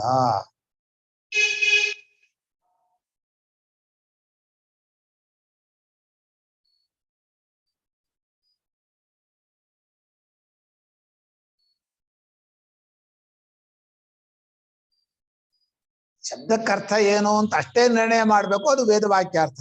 ಯಾರಿಗ್ ಪ್ರಯೋಜನ ಯಾರಿಗ್ ಪ್ರಯೋಜನ ಇಲ್ಲ ಅದೆಲ್ಲ ವಾಕ್ಯಾರ್ಥದ ಸಂಬಂಧಪಟ್ಟಿದ್ದಲ್ಲ.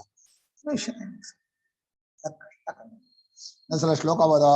ಅರ್ಥಾದಪಿ ಅರ್ಥಾದಪಿ ನ ತಾತ್ಪರ್ಯಂ ದ್ರವ್ಯಾರ್ಜನವಿಧೇರಿವ ಶಬ್ದಮಾತ್ರಾನುಸಾರೇಣ ವೇದೇ ತಾತ್ಪರ್ಯತೀರ್ಯತಃ.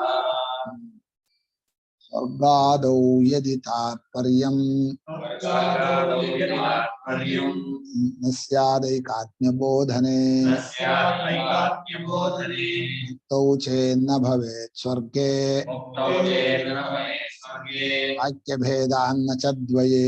ವಾಕ್ಯಭೇದಾನ್ಯತದ್ವಯೇ. ಸ್ವರ್ಗಾದೌ ಯದಿ ತಾತ್ಪರ್ಯಂ ನ ಸ್ಯಾದೈಕಾತ್ಮ್ಯಬೋಧನೆ ಮುಕ್ತೌ ಚೇನ್ನ ಭವೇತ್ ಸ್ವರ್ಗೇ ವಾಕ್ಯಭೇದಾನ್ನ ಚ ದ್ವಯೇ. ಇದು ಸ್ವಲ್ಪ ಸ್ವಲ್ಪ ಸುಲಭ ಇದೆ ವಾಕ್ಯ. ಇನ್ನೊಂದ್ಸಲ ಪದಚ್ಛೇದ ಮಾಡಪ್ಪ. ವರ್ಗಾದೌ ಯದಿ ತಾತ್ಪರ್ಯಂ ನ ಸ್ಯಾದ್ ಏಕಾತ್ಮ್ಯಬೋಧನೆ ಮುಕ್ತೌ ಚೇದ್ ನ ಭವೇತ್ ಸ್ವರ್ಗೇ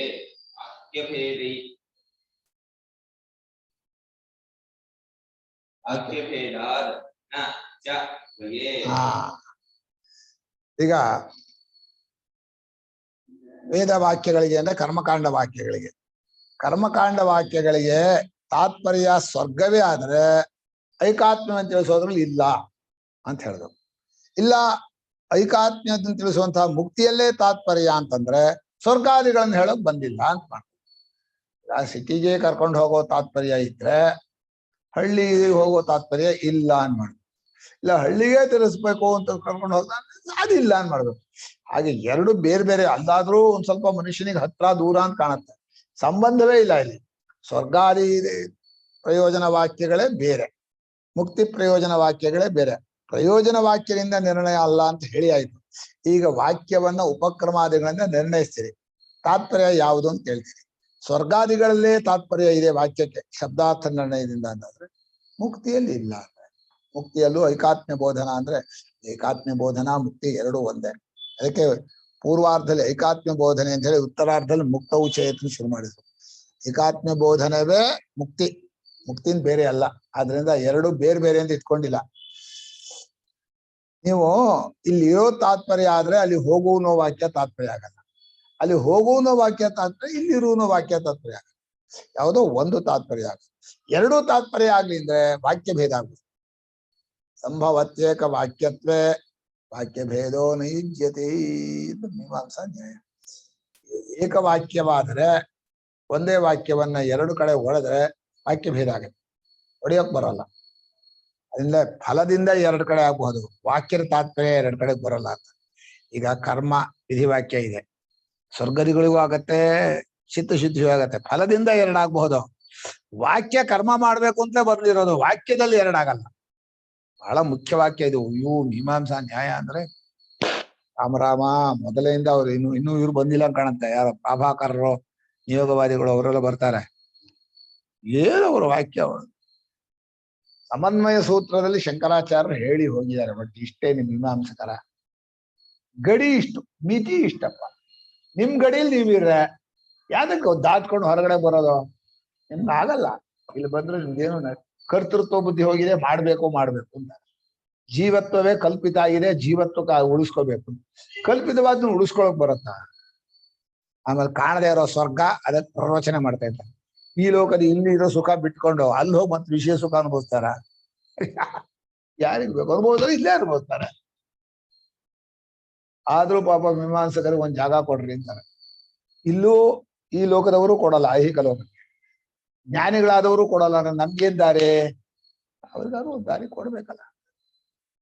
ಏನೋ ಒಟ್ಟಿನಲ್ಲಿ ಇಬ್ಬರೂ ವೇದಾರ್ಥವನ್ನ ನಿರ್ಣಯ ಮಾಡಕ್ ಹೊರಟವರು. ಯಾರೋ ಪೂರ್ವಮೀಮಾಂಸಕರು, ಉತ್ತರ ಮೀಮಾಂಸ ವೇದಾಂತಿಗಳು. ಇಬ್ಬರೂ ವೇದಾರ್ಥವನ್ನ ನಿರ್ಣಯ ಮಾಡಬೇಕು. ಎಲ್ರೂ ನಮ್ದೇ ವೇದಾರ್ಥ ಅಂತಾರೆ. ಕರ್ಮ ಹೇಳೋದೇ ವೇದದ ತಾತ್ಪರ್ಯ ಅಂತ, ಜ್ಞಾನವೇ ವೇದ ತಾತ್ಪರ್ಯ. ಇಬ್ಬರಲ್ಲೂ ಅದೇ. ಶಬ್ದದಿಂದ ಅರ್ಥ ಏನ್ ತೋರುತ್ತೋ ಅದೇ ವಾಕ್ಯದ ತಾತ್ಪರ್ಯ. ಇಡೀ ಪ್ರಪಂಚದ ಎಲ್ಲ ವಾಕ್ಯಗಳಿಗೂ ಜ್ಞಾನೋತ್ಪತ್ತಿಯಲ್ಲೇ ತಾತ್ಪರ್ಯವೇ ಹೊರತು ಎಲ್ಲೂ ಕರ್ಮದ ತಾತ್ಪರ್ಯ ಆಗಲ್ಲ. ಆ ವಾಕ್ಯಕ್ಕೆ ಎಷ್ಟೇ ಇನ್ನು ಇವನ ಅಭಿಮಾನವೋ ಇವನ ಕಾಮವೋ ಅದು ಅಲ್ಲಿ ಓಡಿಸಬಹುದು, ಪ್ರೇರಕ ಆಗ್ಬಹುದು. ಈಗ ನಮ್ಮ ತಂದೆ ಹೇಳಿದ್ದಾರೆ ಮಾಡಿದೀನಿ, ತಂದೆ ಮೇಲಿನ ಅಭಿಮಾನನೇ ನೀನ್ ಮಾಡಿದೀಯ ಅಷ್ಟೇ. ಯಾರಿಗೋಸ್ಕರ ಮಾಡಿದ್ರು ಅದು ಒಂದು ಅಭಿಮಾನ, ಒಂದು ಕಾಮ ಇದೆಯತ್ತೆ ಹೊರತು ಸ್ವತಂತ್ರವಾಗಿ ವಾಕ್ಯ ಯಾರನ್ನು ದೂಡೋದು ಇಲ್ಲ, ಮಾಡಿಸೋದು ಇಲ್ಲ, ಏನು ಮಾಡಲ್ಲ. ಅಯ್ಯೋ ವೇದ ಹೇಳ್ಬಿಟ್ಟಿದೆ, ಇವನ್ ತಾನು ಮಾಡೋದನ್ನ ವೇದ ಮೇಲೆ ಆರೋಪ ಮಾಡ್ತಾನೆ. ನಿಂಗೆ ಇಷ್ಟ ಇದೆ ನೀನ್ ಮಾಡ್ತೀಯ ಅಷ್ಟೇ. ಏನ್ ವೇದವನ್ನು ಉದ್ಧಾರ ಮಾಡ್ತಾನ? ಸ್ವರ್ಗಕ್ಕೆ ಕಳಿಸ್ತಾನ? ಪ್ರತಿಷ್ಠೋಮ ಯಜ್ಞ ಮಾಡ್ದ, ವೇದವನ್ನ ಉದ್ಧಾರ ಮಾಡ್ತಾನ, ಅವನು ಸ್ವರ್ಗಕ್ಕೆ ಹೋಗ್ತಾನ, ಅವನು ಸ್ವರ್ಗ ಅಲ್ವಾ? ಬಿಗಿಯಾಗಿದೆ ಶ್ಲೋಕ. ಅಲ್ಲಿಗೆ ಹಿಂದಿನ ವಾಕ್ಯನ ತಗೋಬೇಕು. ಕರ್ಮಕಾಂಡದ ವಾಕ್ಯಗಳಿಗೆ ಸ್ವರ್ಗಾದಿಗಳಲ್ಲಿ ತಾತ್ಪರ್ಯವಿದೆ ಎಂದರೆ ಐಕಾತ್ಮ್ಯ ಬೋಧನದಲ್ಲಿ ಇಲ್ಲ. ಐಕಾತ್ಮ್ಯ ಬೋಧನವಾದ ಮುಕ್ತಿಯಲ್ಲೇ ತಾತ್ಪರ್ಯ ಎಂದರೆ ಸ್ವರ್ಗದಲ್ಲಿ ಇಲ್ಲ. ಎರಡರಲ್ಲೂ ಆಗಲಿ ಎಂದರೆ ವಾಕ್ಯ ಭೇದವಾಗುತ್ತದೆ. ಇಷ್ಟು ಬರೆದು ಸಾಕಲ್ವನಾ? ನ ದ್ವಯೇ ವಾಕ್ಯ ಭೇದ ನ ಚ ದ್ವಯ, ಸಾಕಷ್ಟು. ಎಲ್ಲ ಇದಕ್ಕೂ ಇದೆ. ಹಿಂದೆ ಆ ಪ್ರಪಂಚ ಪ್ರವಿಲಯವಾದಿಗಳು ಇದೇ ತರ. ಹೌದು. ಹೃದಯ ವಿಲಯದಾತ್ಮರಿಗೆ ಫಲಮ ಆಕಸ್ಮಿಕಂ ಭವೇತ್ ಚೇತ್ ಲಯೇನ ಸ್ಯಾತ್ ಉಭಯಂ ವಾಕ್ಯ ಭೇದ. ಅದೇ ತರ ನ್ಯಾಯಮೇ. ಸರಿ, ಹಾಗೆ ಬರಿಯಪ್ಪ. ಕರ್ಮಕಾಂಡ ವಾಕ್ಯಗಳಿಗೆ ಕೆಲವರು ಅಂಡರ್ಸ್ಟುಡ್ ಪೂರ್ವ ಶ್ಲೋಕದಿಂದ ಎಳ್ಕೊಂಡ್ಬಿಡ್ತಾರೆ ಅದು ಅರ್ಥವನ್ನ. ಸ್ವರ್ಗಾದಿಗಳಲ್ಲಿ ತಾತ್ಪರ್ಯವಿದೆ ಎಂದರೆ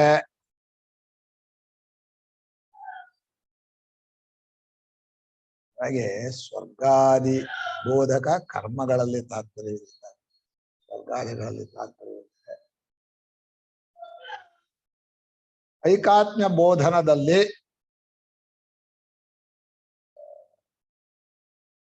ಕರ್ಮ ಜ್ಞಾನದಲ್ಲಿ ಅಂತ ಐಕಾತ್ಮ್ಯ ಬೋಧನದಲ್ಲಿ ತಾತ್ಪರ್ಯವಿರುವುದಿಲ್ಲ.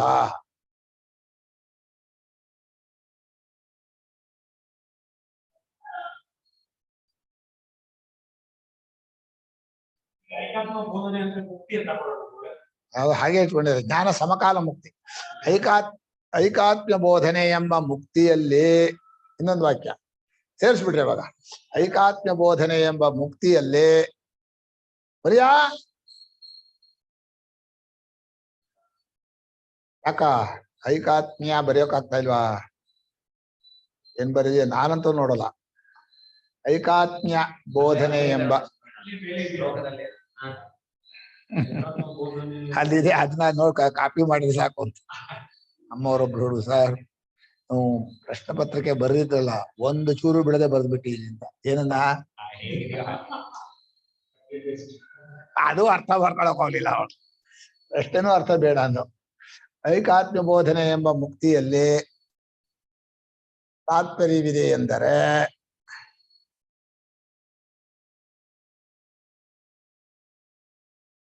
ಸ್ವರ್ಗದಲ್ಲಿ ತಾತ್ಪರ್ಯವಿಲ್ಲ. ಸ್ವರ್ಗ ವಾಕ್ಯದ ಸ್ವರ್ಗ ಜ್ಞಾನದಲ್ಲಿ ತಾತ್ಪರ್ಯವಿಲ್ಲ ಅಂತ ಹೇಳ್ಬೇಕು.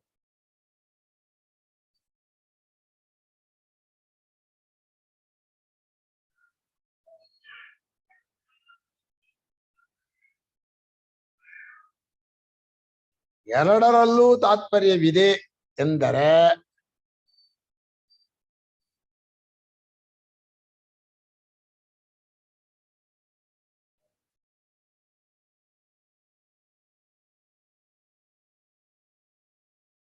ಆಗ ವಾಕ್ಯ ಭೇದವೆಂಬ ಒಂದೇ ವಾಕ್ಯ ತುಂಡಾಗುವುದೆಂಬ ಅಂತ.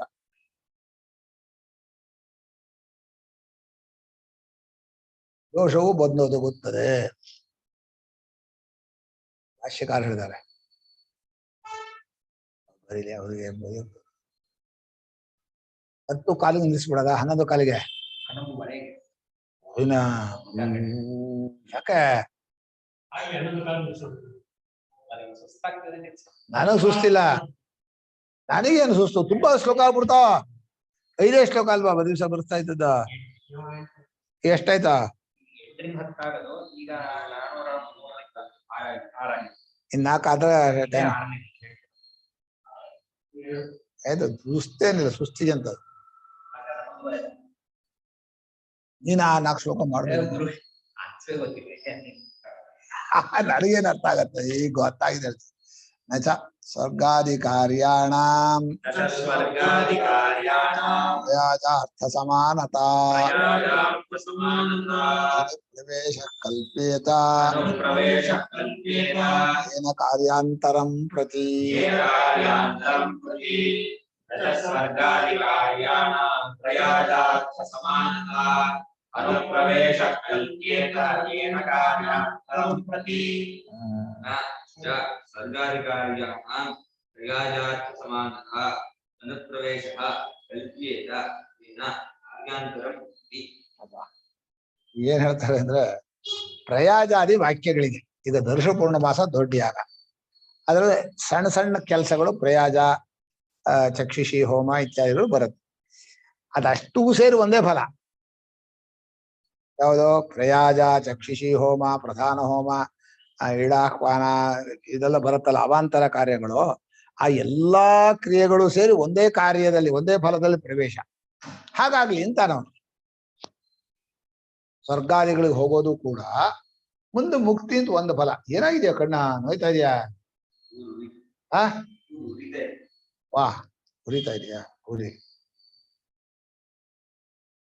ಈಗ ಸ್ವರ್ಗಾದಿಗಳು ಹೋಗೋದು ಪ್ರಯಾಜಾದಿಗಳಂತೆ ಮೋಕ್ಷದ ದಾರಿಯಲ್ಲಿ ಬೈ ಪ್ರಾಡಕ್ಟ್. ಬೈ ಪ್ರಾಡಕ್ಟ್ ಅಂತ ಹೇಳೋಕ್ಕಿಂತ ಮಧ್ಯೆ ಸೇರ್ಕೊಳ್ಳೋದು, ಅವಾಂತರ ಇಲ್ಲ. ಬೈ ಪ್ರಾಡಕ್ಟ್ ಅಲ್ಲ, ಎಲ್ಲ ಸೇರಿಸಿ ಒಂದೇ ಎಫೆಕ್ಟ್. ಅಂದ್ರೆ ಅಷ್ಟೂ ಸೇರಿ ಅಲ್ಲಿ ಒಂದೇ ತರ ಆಗ್ಲಿ ಅಂದ್ರೆ ಆಗೋಲ್ಲ ಅಂತಾರೆ. ಅಷ್ಟು ಇಟ್ಕೊಂಡು ಅದೂ ಸರಿಯಲ್ಲ. ಸ್ವರ್ಗಾಧಿಕಾರ್ಯಾಣ ಪ್ರಯಾಜಾರ್ಥ ಸಮಾನತಾ ನಚ. ಅಲ್ಲಿಗೆ ಆಯ್ತು ವಾಕ್ಯ. ಕಾರ್ಯಾಂತರ ಇಲ್ಲಿದೆಯಲ್ಲ, ಅನುಪ್ರವೇಶ ಕಾರ್ಯಾಣ ಕಾರ್ಯಾಂತರಂ ಪ್ರತಿ ಅನುಪ್ರವೇಶ ನಚ ಕಲ್ಪ್ಯೇತ. ಒಂದೇ ವಾಕ್ಯ ಮಾಡ್ಬಿಡ, ಒಂದು ವಾಕ್ಯ ಮಾಡ್ಬಿಡ, ಸರಿ ಆಗತ್ತೆ. ಸ್ವರ್ಗಾಧಿಕಾರ್ಯಾಣ ಪ್ರಯಾಜಾರ್ಥ ಸಮಾನತೆಯು ಪ್ರಯಾಗಾದಿ ಯಜ್ಞಗಳ, ಪ್ರಯಾಗಾದಿ ಕ್ರಿಯೆಗಳ, ಅಲ್ಲಿಂದ ಶುರು ಮಾಡ್ರಿ, ಪ್ರಯಾಗಾದಿ ಕ್ರಿಯೆಗಳ ಸಮಾನಾರ್ಥಕವು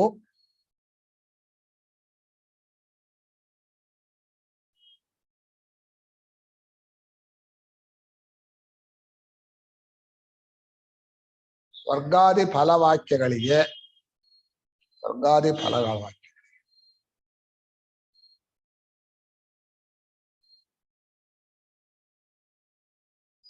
ಕಾರ್ಯಾಣಾಂ ಫಲಾನಿ ಪ್ರಯಾಜಾರ್ಥ ಕಾರ್ಯಾಂತರಂ ಅನುಪ್ರವೇಶ ನ ಸಮಾನತಾ ನ ಕಲ್ಪೇತ ಏನ ಕಲ್ಪೇತ.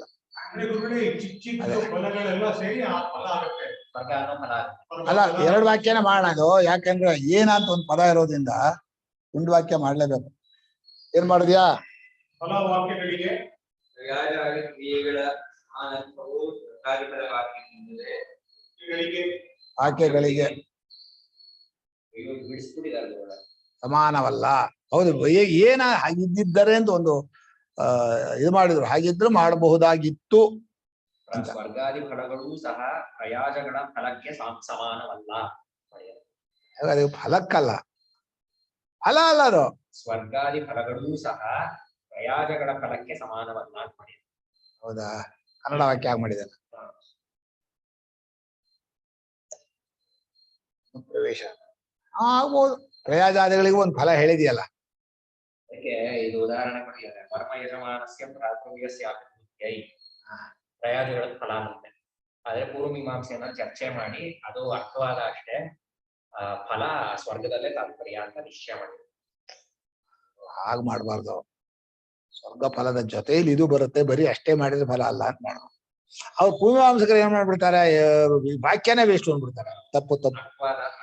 ಅರ್ಥವಾದ ಅಂದ್ರೆ ವೇಸ್ಟ್ ಅಲ್ಲ ಅದು. ಪೂರ್ವಮೀಮಾಂಸಾ ನ್ಯಾಯ ಪೂರ್ತಿ ಸರಿಯಲ್ಲ. ಈಗ ಪ್ರಯಾಜಾದಿಗಳು ಸಣ್ಣ ಸಣ್ಣ ಕ್ರಿಯೆಗಳು. ದರ್ಶಪೂರ್ಣ ಮಾಸ ದೊಡ್ಡದು, ಮದುವೆ ಅನ್ನೋದು ದೊಡ್ಡದು. ಅದ್ರಲ್ಲಿ ಸಣ್ಣ ಸಣ್ಣ ಸಣ್ಣ ಚಪ್ರ ಹಾಕೋದು, ಇದೆಲ್ಲ ಮಾಡೋದು ಸಣ್ಣ ಸಣ್ಣ ಕೆಲಸಗಳು. ಸಣ್ಣ ಸಣ್ಣಗಳಿಗೆಲ್ಲ ಪ್ರಯೋಜನವೇ ಇಲ್ಲ ಅನ್ಬಿಡ್ತೀರ. ಆಗ ಮಾಡಕ್ ಬರಲ್ಲ. ಒಟ್ಟಿನ ಪ್ರಯೋಜನದಲ್ಲಿ ಸೇರ್ಕೊಂತು ಅಂತ ಹೇಳ್ಬೇಕಷ್ಟೆ. ಹಾಗೆ ಮಾಡ್ಕೋಬೇಕು. ಪ್ರಯೋಜಾದಿಗಳ ಫಲಗಳು ಋಷಪೂರ್ಣ ಮಾಸದ ಜೊತೆಯಲ್ಲೇ ತಮ್ಮ ಫಲವನ್ನು ಕೊಡುತ್ತೆ ಹೊರತು ಸ್ವತಂತ್ರವಾಗಿ ಬರೀ ಅಷ್ಟೇ ಮಾಡಿದ್ರೆ ಫಲ ಇಲ್ಲ. ಕರೆಕ್ಟ್. ಬರೀ ಚಪ್ರ ಹಾಕಿದ್ರಿಂದ ಮದುವೆ ಆಗಲ್ಲ. ಸರಿ, ಹಾಗೆ ಹೊಂದಿಸ್ಕೋಬೇಕು. ಅವ್ರು ಮಾಡಿದ್ದೇನ ಈಗೇನ್ ವಾಕ್ಯ ಏನ್ ಬರ್ದೆ ಹೇಳೋ. ಕ್ರಿಯಾಜಾತಿ ಕ್ರಿಯೆಗಳ ಸಮಾನರ್ಥವು ಸರ್ಕಾರದ ವಾಕ್ಯಗಳಿಗೆ ಸಮಾನವಲ್ಲ. ದಂತೆ ಮಾಡೋದು ವಾಕ್ಯಗಳಂತೆ ವಾಕ್ಯಗಳನ್ನು ಮೊದಲನೇದು ಪ್ರಯಾಜಾದಿ ಕ್ರಿಯೆಗಳ ಸಮಾನರ್ಥವು ಸಮಾನ ಸಮಾನರ್ಥಕವು ಸಮಾನಾರ್ಥಕದಂತೆ ಅಂತ ಮಾಡುವುದು.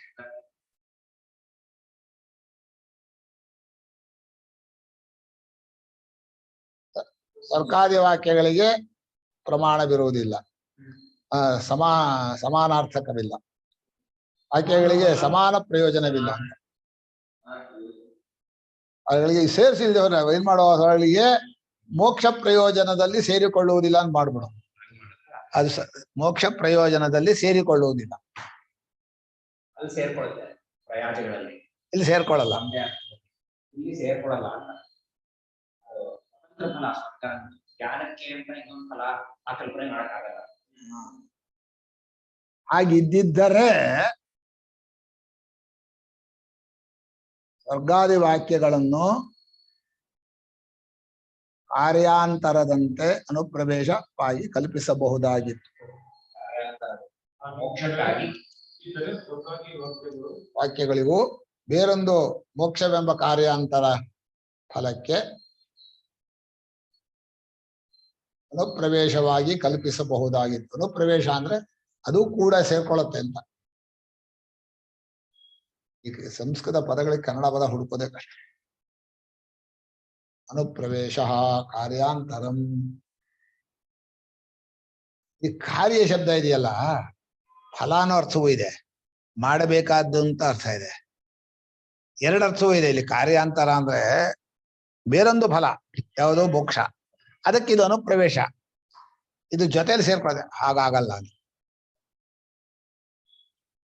ನಗರಕ್ಕೆ ಹೋಗುವಾಗ ಹಳ್ಳಿ ಹೋಗುವಾಗ ಹಾಗೂ ಆಗಲ್ಲ.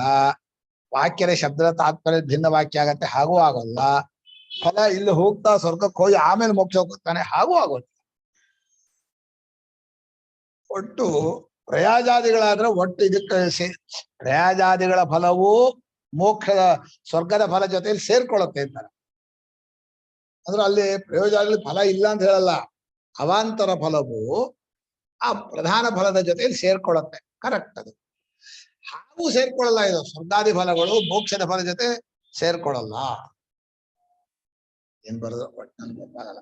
ನೀವು ಓದಪ್ಪ, ಕನ್ನಡ ಓದ, ಕನ್ನಡನೇ ಆಮೇಲೆ ಅರ್ಥ ಆಗಲ್ಲ. ಸಂಸ್ಕೃತ ಸುಲಭ ಆಗತ್ತ. ಇದೇನೋ ಕನ್ನಡ ಬರ್ದಿಯಾರಪ್ಪ ಈ ಕನ್ನಡ ಬರೀತಾ ಇದ್ದಾರೆ ಇದನ್ನ ಮತ್ತೆ ಅದು ಬೇರೆನಾ? ಸಂಸ್ಕೃತ ವ್ಯಾಖ್ಯಾನ ಸಾಕಷ್ಟಪ್ಪ. ಸ್ವರ್ಗಾದಿ ಫಲಗಳಂತೆ ಪ್ರಯಾಜಾದಿ ಕ್ರಿಯೆಗಳ ಸಮಾನಾರ್ಥಕದಂತೆ ಸ್ವರ್ಗಾದಿ ಫಲವಾಕ್ಯಗಳು ಸಮಾನವಾದ ಮೋಕ್ಷ ಪ್ರಯೋಜನದಲ್ಲಿ ಸೇರಿಕೊಳ್ಳುವುದಿಲ್ಲ. ಹಾಗಿದ್ದರೆ ಸ್ವರ್ಗಾದಿ ವಾಕ್ಯಗಳು ಬೇರೆಯೊಂದು ಮೋಕ್ಷವೆಂಬ ಕಾರ್ಯಕ್ಕೆ ಸೇರಿಸಬಹುದು. ಸರಿ, ಆಯ್ತು. ಆ ವಾಕ್ಯ ಆಯ್ತು. ಮುಂದಕ್ಕೆ ಹೋಗೋಣ. ವಕ್ತವ್ಯಂಚ ಕಥಂತ್ವೇತೆ ದೃಷ್ಟೇನೈವೋಪಕಾರಿಣಃ ಆತ್ಮಜ್ಞಾನಾಧಿಕಾರಸ್ಯ ಯದಿ ತಾವದಿದಂ ಮತಂ.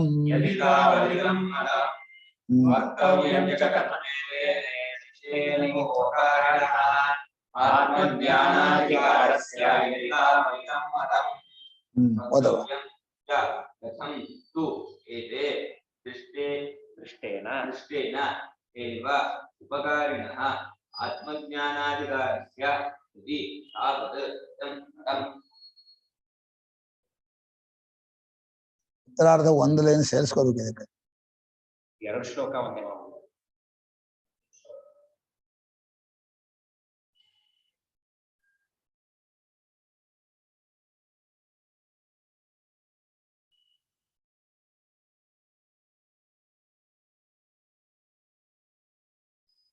ಏನ್ ಮಾಡ್ಬೇಕು ಗೊತ್ತಾ? ನಾನು ಅರ್ಥ ಹೇಳ್ತೇನೆ, ಆ ಅರ್ಥವನ್ನು ಆಮೇಲೆ ಶಬ್ದದಲ್ಲಿ ತುಂಬಬೇಕು. ಆತ್ಮಜ್ಞಾನ ಪ್ರಕರಣಕ್ಕೆ ಹೇಗಾದ್ರೂ ಇದನ್ನು ಸೇರಿಸ್ಬೇಕು ಅಂತ ನಿಮ್ಮ ಅಭಿಪ್ರಾಯ ಇದ್ದರೆ ಯಾವುದನ್ನ?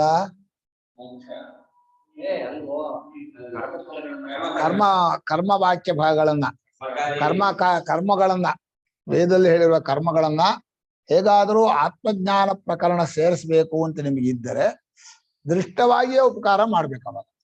ಯಾವುದನ್ನ ಅಂತ ದೃಷ್ಟ ಅಂದ್ರೆ ನಮ್ಗೆ ಕಾಣೋ ಹಾಗೆ ಉಪಕಾರ ಹೇಳ್ಬೇಕು. ಆತ್ಮಜ್ಞಾನಕ್ಕೆ ಕಾಣೋ ಹಾಗೆ ಉಪಕಾರ ಅಂದ್ರೆ ಏನು ಅಂದ್ರೆ ರಾಗಾದಿ ದೋಷಗಳನ್ನ ಕಳೆಯೋಕೋಸ್ಕರ ಈ ಕರ್ಮಗಳು ಬಂದಿದೆ ಅಂತ ಮಾಡ್ಬೇಕಾಗುತ್ತೆ. ರಾಗಾದಿ ಆಕ್ಷಿಪ್ತ ದೃಷ್ಟಾರ್ಥ ಪ್ರವೃತ್ತಿ, ರಾಗಾದಿ ಮನುಷ್ಯನು ಸ್ವೇಚ್ಛಾಚಾರಿ ಆಗೋದನ್ನು ತಪ್ಪಿಸೋಕೋಸ್ಕರವಾಗಿ ಕರ್ಮ ಹೇಳಿದೆ, ಆ ದಿನ ಮುಂದೆ ಆತ್ಮಜ್ಞಾನಕ್ಕಾಗತ್ತೆ ಅಂತ ಆ ಕಲ್ಪನೆ ಮಾಡಿದ್ರೆ ಅಸ್ತೇವ. ಆಯ್ತಪ್ಪ, ನಿಮ್ಗೂ ಒಂದ್ ಜಾಗ ಕೂತ್ಕೊಳ್ಳಪ್ಪ. ಅದು ವೇದ ಹೇಳಿರೋ ಕರ್ಮಗಳು, ಅದಕ್ಕೆ ಆತ್ಮಜ್ಞಾನಕ್ಕೆ ಜೋಡಿಸ್ಕೋಬೇಕು. ನೀವು ಹೇಗಾದ್ರೂ ನಿಮ್ಗೆ ಹಠ ಇದ್ರೆ ಒಂದ್ ಕೆಲಸ ಮಾಡಿ, ಕಾಣೋ ಹಾಗೆ ನೀವು ಸಂಬಂಧ ಹೇಳ್ಬೇಕು. ಆ ಸ್ವರ್ಗಕ್ಕೆ ಹೋಗಿ ಅಲ್ಲಿ ಆತ್ಮಜ್ಞಾನಕ್ಕೆ ಹೋಗ್ತಾನೆ, ಅಲ್ಲಿ ಅಪ್ಸರ ಸ್ತ್ರೀ ಕುಣಿತಾ ಇರ್ತಾನೆ, ಅವನಿಗೆ ಯಾಕೆ ಆತ್ಮಜ್ಞಾನಕ್ಕೆ ಹೋಗ್ತಾನೆ? ಅದು ಇಲ್ಲೇ ಆತ್ಮಜ್ಞಾನಕ್ಕೆ ಪ್ರಕರಣಕ್ಕೆ ಸೇರಿಸ್ಬೇಕು ಅಂತಿದ್ರೆ ಆವಾಗ ಸ್ವಾಭಾವಿಕ ಪ್ರವೃತ್ತಿ ಇದೆಯಲ್ಲ, ಪಶು ಹಾಗೆ ಬದುಕ್ತಾ ಇದ್ನಲ್ಲ, ಅಂದ್ರೆ ಲೋಕದಲ್ಲಿ ರಾಗಾದ್ಯಾಕ್ಷಿಪ್ತ ಅಂದ್ರೆ ರಾಗದ್ವೇಷಗಳಿಂದ ವಶನಾಗಿ ಇಲ್ಲೇ ಲೋಕದಲ್ಲಿ ಏನೋ ಒಂದು ಕೆಟ್ಟ ನಡತೆಗಳಿಂದ ಕೂಡ್ಕೊಂಡ್ರೆ ಅದನ್ನ ತಪ್ಸೋಕ್ ಬಂದಿದೆ ಆಗ್ಬೋದು. ಆದ್ರೆ ಅವ್ರು ಅಷ್ಟೇ ಪ್ರಯೋಜನ ತಪ್ಪಲ್ಲ. ಅವರಿಗೆ ನೀವು ಲೋಕದಲ್ಲಿ ಅವನು ದುಷ್ಟನಾಗಬಾರದು ಅಂತ ಹೇಳಿ ಇಲ್ಲಿ ಕಳಿಸಿದೀವಿ, ಇಲ್ಲಿ ವೇದಾಧ್ಯಯನ ಕಳಿಸಿದ್ದಾರೆ. ಏನಾದ್ರೂ ಆಗ್ಲಪ್ಪ, ಕೆಟ್ಟ ನಡತೆ ಅಂತೂ ಬರಬಾರ್ದು, ಅದಕ್ಕೋಸ್ಕರ ಕಳಿಸಿದೀವಿ ಅಂದ್ರೆ ಆ ಕೆಟ್ಟ ನಡತೆ ತಪ್ಪಿಸೋದು ಅಷ್ಟೇ ಪ್ರಯೋಜನ ಇಲ್ಲಿ ಅಂತ ಆಗ್ತಾರ, ಬೇರೆ ಇಲ್ಲೊಂದು ಪ್ರಯೋಜನ ಇದೆಯಾ? ಇಲ್ಲಿ ಯಾಕೆ ಬಂದಿದ್ದಾನೆ ಅಂದ್ರೆ ಅಲ್ಲಿ ಇರಬಾರ್ದು ಅಂತ ಬಂದಿದ್ದೀನಿ ಅಂತಂದ್ರೆ ಇಲ್ಲಿಯ ಪ್ರಯೋಜನ ಹೋಯ್ತು,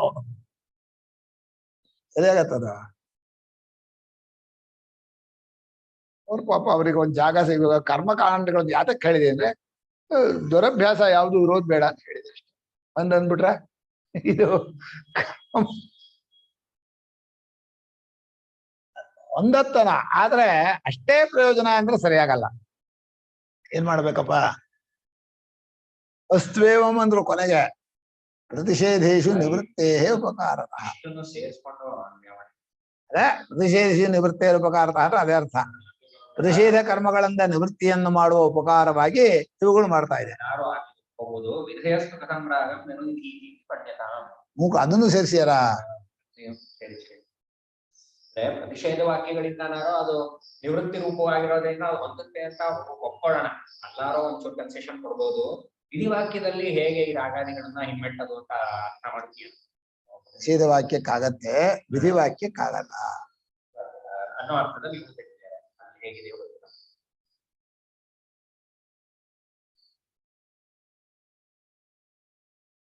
ಹೌದಪ್ಪ. ಈ ಕರ್ಮಕಾಂಡ ವಿಧಿವಾಕ್ಯಗಳು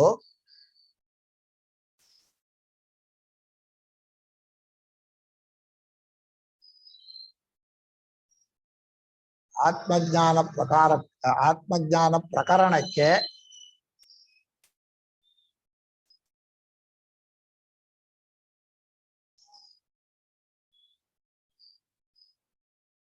ದೃಷ್ಟ ಪ್ರಯೋಜನದಂತೆ ಉಪಕಾರಿಯಾಗುವುದು ಹೇಗೆ ಎಂಬುದನ್ನು ಹೇಳಬೇಕು. ದೃಷ್ಟ ಪ್ರಯೋಜನದಂತೆ ಉಪಕಾರಿಗಳಾಗುವುದು ಹೇಗೆ ಎಂಬುದನ್ನು ಹೇಳಬೇಕು.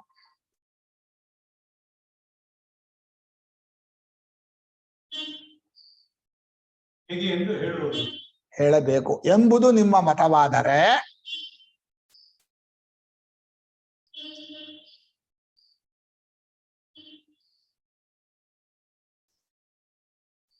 ಹಾಗಾದ್ರೆ ಹೀಗೆ ಮಾಡ್ಬೇಕಾಗುತ್ತೆ. ಕರ್ಮಕಾಂಡದ ಪ್ರತಿಷೇಧ ವಾಕ್ಯಗಳಲ್ಲಿ ವಿಧಿವಾಕ್ಯ ಅಲ್ಲ, ಎರಡು ತರ ಇದೆ ಕರ್ಮಕಾಂಡ. ವಿಧಿವಾಕ್ಯ, ಪ್ರತಿಷೇಧ ವಾಕ್ಯ. ಕರ್ಮಕಾಂಡದ ಪ್ರತಿಷೇಧ ವಾಕ್ಯಗಳಲ್ಲಿ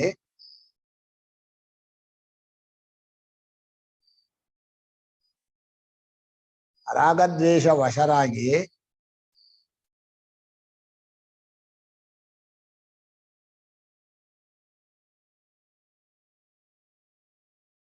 ದುಷ್ಟ ಪ್ರವೃತ್ತಿಯನ್ನು ನಿಷೇಧ ಮಾಡಲು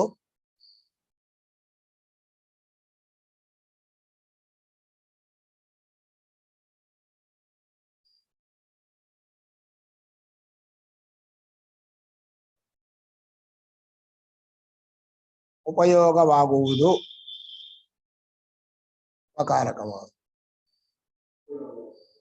ಆದ್ದರಿಂದ ನಿವೃತ್ತಿ ರೂಪವಾಗಿ ಹೀಗೆ ಒಪ್ಪಿಕೊಳ್ಳಬಹುದು. ನಿವೃತ್ತಿ ರೂಪವಾದದ್ದನ್ನು ಹೀಗೆ ಒಪ್ಪಿಕೊಳ್ಳಬಹುದು. ಸುಳ್ಳು ಹೇಳಬಾರ್ದು, ಹಿಂಸೆ ಮಾಡಬಾರ್ದು, ಕಳ್ತನ ಮಾಡಬಾರ್ದು, ಆ ವಾಕ್ಯವನ್ನು ಬೇಕಾದ್ರೂ ಒಪ್ಕೋಬಹುದು. ಆದರೆ ವಿಧಯಸ್ತು ಈಗ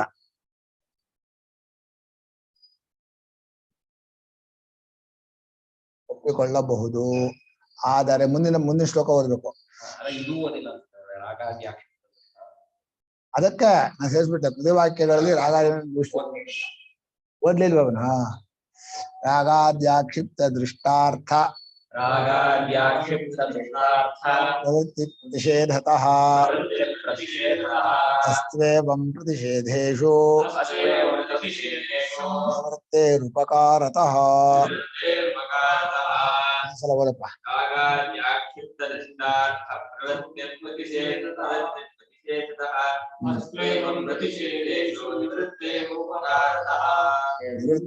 ನಿವೃತ್ತೇರುಪಕಾರತಃ.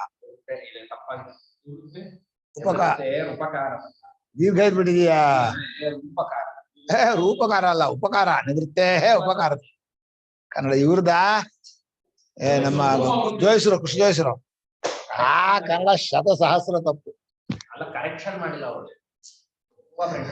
ಅದೇ ತುಂಬಾ ಅಸಡ್ಡೆ ಮಾಡ್ಬಿಟ್ರು. ಕೆಲವು ಜಾಗದಲ್ಲಂತೂ ಹೇಳಿದ್ರು ಅದೇನಾದ್ರೂ ಮಾಡ್ಕೊಳ್ಳಿ. ಮಾಡೋದನ್ನ ಪ್ರಾಮಾಣಿಕವಾಗಿ ಶುದ್ಧವಾಗಿ ಮಾಡ್ಬೇಕು. ಒಂದು ಶ್ಲೋಕದಲ್ಲೂ ಗುರುಗಳೊಬ್ಬರ ಹೆಡ್ಡಿಂಗು, ವಿಭಾಗ, ಚಾಪ್ಟರು ಎಲ್ಲ ಮಾಡ ಸುಮ್ಮನೆ ಗೋಮೂತ್ರದಾಗ ಪ್ರಿಂಟ್ ಮಾಡ್ಬಿಡ್ತಾರೆ. ಏನ್ ಅರ್ಥ ಆಗುತ್ತೆ?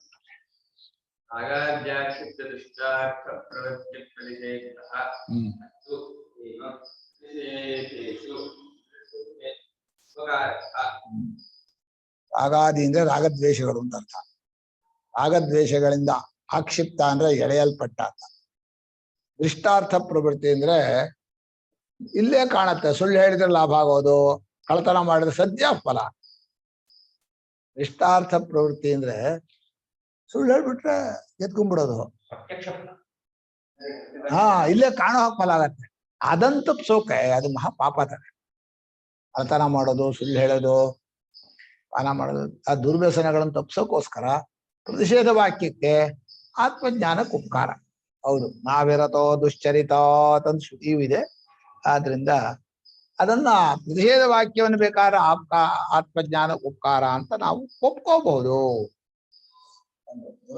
ಪ್ರತಿಷೇಧೇಶು ವಾಕ್ಯೇಶು ಏವಂ ನಿವೃತ್ತೇ ಉಪಕಾರಿಣ ನಿವೃತ್ತೇ ಅಸ್ತ್ವೇವಂ. ಅದನ್ನು ಬೇಕಾದ್ರೆ ನಾವು ಅಂಗೀಕಾರ ಮಾಡ್ತೀವಿ. ಪ್ರತಿಷೇಧ ವಾಕ್ಯವನ್ನು ಒಪ್ಕೋತೀವಿ. ವಿಧಿ ವಾಕ್ಯ ನಮ್ಗೆ ಕಷ್ಟ ಆಗ್ತಾ ಇದೆ. ವಿಧಿ ವಾಕ್ಯ ಅಂದ್ರೆ ಸ್ವರ್ಗಕ್ಕೆ ಹೋಗಬೇಕಂದ್ರೆ ಜ್ಯೋತಿಷ್ಠೋಮ ಯಾಗವನ್ನ ಮಾಡಬೇಕು. ಅದು ಅಪೂರ್ವ ವಿಧಿ. ಅಪೂರ್ವ ವಿಧಿ ಅಂದ್ರೆ ಮನುಷ್ಯನಿಗೆ ಗೊತ್ತೇ ಇಲ್ಲ. ಆ ಜ್ಯೋತಿಷ್ಠೋಮ ಯಾಗ ಸ್ವರ್ಗ ಸಾಧನ ಅಂತ ಹೊಸದಾಗಿ ಶಾಸ್ತ್ರ ಹೇಳಿದ್ರೆ ಗೊತ್ತಾಗೋದು. ಅಪೂರ್ವ ಅನ್ನೋ ಶಬ್ದ ಮನುಷ್ಯನಿಗೆ ಗೊತ್ತಿಲ್ಲದೆ ಇರೋ ಸಾಧನ ಸಾಧ್ಯವನ್ನ ಹೇಳಿದ್ರೆ ಅಪೂರ್ವ ವಿಧಿ. ಗೊತ್ತಿದ್ದನ್ನೇ ಕಂಟ್ರೋಲ್ ಮಾಡಿದ್ರೆ ನಿಯಮ ವಿಧಿ. ಊಟ ಮಾಡಿದ್ರೆ ಹೊಟ್ಟೆ ತುಂಬತ್ತೆ. 2 ಸಲ ತಿನ್ನೋ, ಕಮ್ಮಿ ತಿನ್ನೋ ಅಂತ ಹೇಳಿದ್ದು ನಿಯಮ ವಿಧಿ ಹೊರತು ಅಲ್ಲೂ ತಿನ್ಲೇಬೇಕು 2 ಸಲ ಅಂತಿಲ್ಲ. ಅಥವಾ ಕಮ್ಮಿ ಪೂರ್ತಿ ಉಪವಾಸ ಇದ್ರು ಅವರಿಗೆ ಶಾಸ್ತ್ರಕ್ಕೆ ಏನ್ ಬೇಜಾರಿಲ್ಲ. ಅಂದ್ರೆ ತಿನ್ನೋದಾದ್ರೆ 2 ಸಲ ತಿನ್ಬೇಕು, ಕಮ್ಮಿ ಊಟ ಮಾಡ್ಬೇಕು ಅಂತ ಹೇಳೋದು ಅದು ಶಾಸ್ತ್ರ ನಿಯಮ ವಿಧಿ. ಯಾಕಂದ್ರೆ ನಿಮ್ಗೆ ಹೊಟ್ಟೆ ತುಂಬತ್ತೆ ಊಟ ಮಾಡಿದ್ರೆ ನಿಮ್ಗೆ ಗೊತ್ತಿದೆಯಲ್ಲ. ಗೊತ್ತಿದ್ದನ್ನೇ ಸ್ವಯಂ ಪ್ರಾಪ್ತವಾದದ್ದನ್ನ ಶಾಸ್ತ್ರ ನಿಯಮ ಮಾಡಿದರೆ ಅದಕ್ಕೆ ನಿಯಮ ವಿಧಿ ಅಂತ ಹೆಸರು. ಹೊಸದಾಗಿ ಸಾಧ್ಯ ಸಾಧನವನ್ನ ಹೇಳ್ಕೊಟ್ರೆ ಅಪೂರ್ವ ವಿಧಿ ಅಂತ ಹೆಸರು.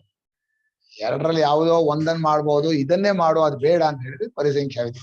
ಪರಿಸಂಖ್ಯಾ ವಿಧಿ ನಿಯಮ ವಿಧಿ ಒಂದೇ, ತುಂಬಾ ಏನು ವ್ಯತ್ಯಾಸ ಇಲ್ಲ.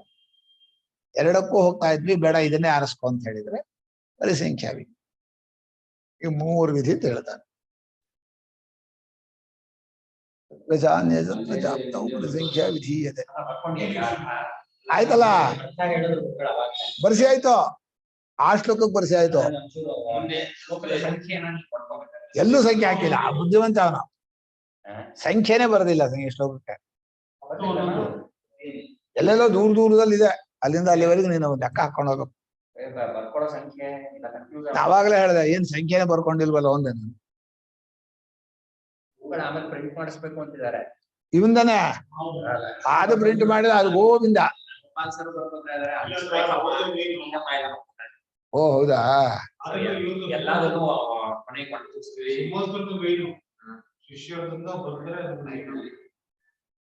ನಾರಾಯಣ ನಾರಾಯಣ ನಾರಾಯಣ. ರಾಗಾದಿಗಳಿಗೆ ವಶನಾಗಿ ದೃಷ್ಟ ಫಲದಲ್ಲಿ ತಪ್ಪಾಗಿ ನಡೆಯುವ ಪ್ರವೃತ್ತಿಯನ್ನ ತಡೆಗಟ್ಟುವ ಉಪಕಾರವಿರುವುದರಿಂದ ನಿಷೇಧ ವಾಕ್ಯಗಳಿಗೆ ಅದರಲ್ಲಿ ಆತ್ಮಜ್ಞಾನ ಪ್ರಕರಣಕ್ಕೆ ಸೇರಿಸ್ಕೋಬಹುದು. ಶ್ರುತಿಯು ಸೇರಿಸಿದೆಯಲ್ಲ, ನಾವಿರತೋ ದುಶ್ಚರಿತ ಅಂತ ಸೇರಿಸಿದೆ. ಕೆಟ್ಟ ನಡತೆಗಳನ್ನು ಬಿಡದೆ ಹೋದ್ರೆ ಅಂತ ಕಠೋಪನಿಷತ್ತಿದೆ. ಗೀತೆಯಲ್ಲೂ ಕೂಡ 16ನೇ ಅಧ್ಯಾಯದಲ್ಲಿ ಆಸುರಿ ಸಂಪತ್ತು ರಾಕ್ಷಸ ಸಂಪತ್ತು ಅಂತ ಬಿಡಬೇಕು ಅಂತ ಹೇಳಿದ್ದಾನೆ. ಆದ್ರಿಂದ ಅದನ್ನು ವೇದಾಂತ ಪ್ರಕರಣ ಅಂತ ಒಪ್ಕೋಬಹುದು. ವೇದಾಂತಕ್ಕೆ ಉಪಯೋಗ ವಾಕ್ಯಗಳು ಯಾವುದು ವೇದದಲ್ಲಿ ಅಂತ ಈ ಸ್ವರ್ಗಾದಿ ವಾಕ್ಯಗಳಿಗೆ ಆಗತ್ತೆ. ವಿಧೇಯಸ್ತೋ ಕಥಂ ರಾಗಂ ನಿರುದ್ಧಂತಿ ಪಂಡಿತ ನಹಿತೆ ಪರಿಸಂಖ್ಯಾರ್ಥ. ಅಲ್ಲಿಕ ಪ್ರಕರಣ ಬೇರೆ. ನಹಿತೆ ಪರಿಸಂಖ್ಯಾರ್ಥ ನಾಪಿ ಚೈತೆ ನಿಯಾಮಕಾಃ. ಬೇರೆ ಮಾಡ್ಬಿಟ್ಟ. ವಿಧೇಯಸ್ತು ಕಥಂ ರಾಗಂ ನಿರುದ್ಧಂತೀತಿ ಭಣ್ಯತಾಂ. ನಿರುದ್ಧಂತೀತಿ ಭಣ್ಯತಾಂ. ನಹಿತೆ ಪರಿಸಂಖ್ಯಾರ್ಥ ನಾಪಿ ಚೈತೆ ನಿಯಾಮಕಾಃ. ವಿಧೇಯಃ ತು ರಾಗಂ ನಿರುಂಧಂತಿ. ನಿರುಂಧಂತಿ ನಿರುಂಧಂತಿ ಭಣ್ಯತಾಂ. ನಹಿ ತೇ ನ ಹಿ ತೇ ಪರಿಸಂಖ್ಯಾರ್ಥಾಃ ನ ಅಪಿ ಚ ಏತೆ ನಿಯಾಮಕಾಃ. ಋಣದ್ಧಿ ರುಂಧಃ ರುಂಧಂತಿ ಅಲ್ವನ. ಈಗ ವಿಸರ್ಗನೇ ಅದು ನಾ ಬಂದ್ರೆ ಹೋಗಿದೆ. ವಿಧಿವಾಕ್ಯಗಳು ವಿಧೇಯಹಾತು ವಿಧಿವಾಕ್ಯಗಳಾದರೋ ರಾಗಂ ಕಥಂ ನಿರುಂಧಂತಿ ಪಣ್ಯತ. ರಾಗದ್ವೇಷಾದಿಗಳನ್ನ ಹೇಗೆ ತಡೆಗಟ್ಟತ್ತೆ ಅಂತ ಹೇಳಪ್ಪ ನೀನೇ ಹೇಳ. ಸ್ವರ್ಗವನ್ನ ಬಯಸುವವನು ಕಾಮಾದಿ ದೋಷಗಳನ್ನ ಗೆಲ್ತಾನೆ ಅಂತ ಹೇಗೆ ಹೇಳೋದು? ಹೇಗೆ ಹೇಳ್ಕೋಬೇಕು ಅಂದ್ರೆ ಅಷ್ಟು ದಿವಸ ಸಿಗಲ್ವಲ್ಲ, ಆಮೇಲೆ ಬೇಜಾರಾಗತ್ತ ಹೋಗೋದಿಲ್ಲ ಅಂತ. ಸ್ವರ್ಗದಲ್ಲಿ ಬಯಸು ಅಂದ್ರೆ ಇಲ್ಲಿ ಬಯಸ್ಬೇಡ ಅಂತ ಅರ್ಥ ಮಾಡ್ಬೇಕಾಗತ್ತೆ. ಅದಕ್ಕೆ ಆ ಅರ್ಥ ಬರೋಲ್ಲ. ಸ್ವರ್ಗದ ಸ್ತ್ರೀಯರು ಸ್ವರ್ಗದ ಭೋಗಗಳು ಅದನ್ನ ಇಷ್ಟಪಡು ಅನ್ನೋ ವಾಕ್ಯಕ್ಕೆ ಈ ಲೋಕದ ಇಷ್ಟಪಡಬೇಡ ಅಂತ ವಾಕ್ಯ ಅರ್ಥ ಬರೋದು ಏನೋ. ವಿಧಿವಾಕ್ಯಕ್ಕಂತೂ ಆತ್ಮಜ್ಞಾನ ಪ್ರಕರಣಕ್ಕೆ ಸೇರಿಸೋದು ಆಗೋದಿಲ್ಲ. ವಿಧಿವಾಕ್ಯದಲ್ಲೂ ನಿತ್ಯ ಕರ್ಮಗಳಿಗಾಗತ್ತೆ, ಕಾಮ್ಯ ಕರ್ಮಗಳಿಗಾಗಲ್ಲ. ನಿತ್ಯ ಕರ್ಮಗಳನ್ನ ಕರ್ಮಯೋಗವಾಗಿ ಮಾಡಿಬಿಟ್ರೆ ಆತ್ಮಜ್ಞಾನ ಪ್ರಕರಣ ಬರುತ್ತೆ.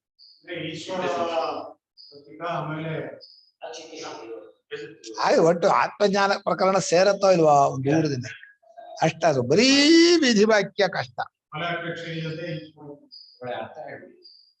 ಯಾವ್ದಕ್ಕೆ ಏನ್ ಬರ್ದಿಯ ವಿಧೇಯಸ್ತೋಗ ಹೌದಾ? ಆ ವಿಧೇಯಸ್ತು ಕಥಂ ರಾಗಂ ನಿರುಂಧಂತಿ ಮಣ್ಯತ. ವಿಧಿವಾಕ್ಯಗಳಾದರೋ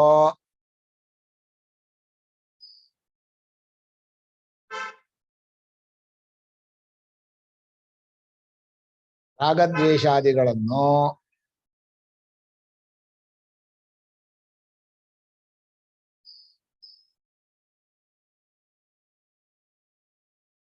ಹೇಗೆ ತಡೆಗಟ್ಟುತ್ತವೆ?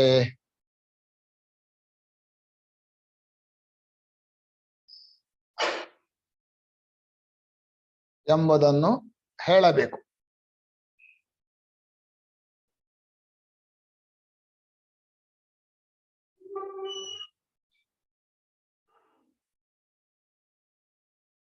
ಆ ವಾಕ್ಯಗಳು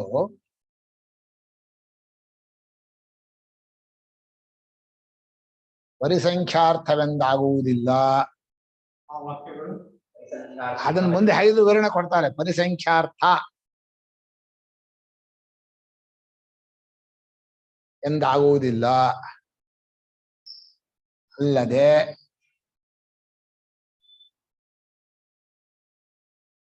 ನಿಯಾಮಕ ವಾಕ್ಯಗಳು ಇವು ಎಂದು ಆಗುವುದಿಲ್ಲ. ಎಂದೂ ಆಗುವುದಿಲ್ಲ.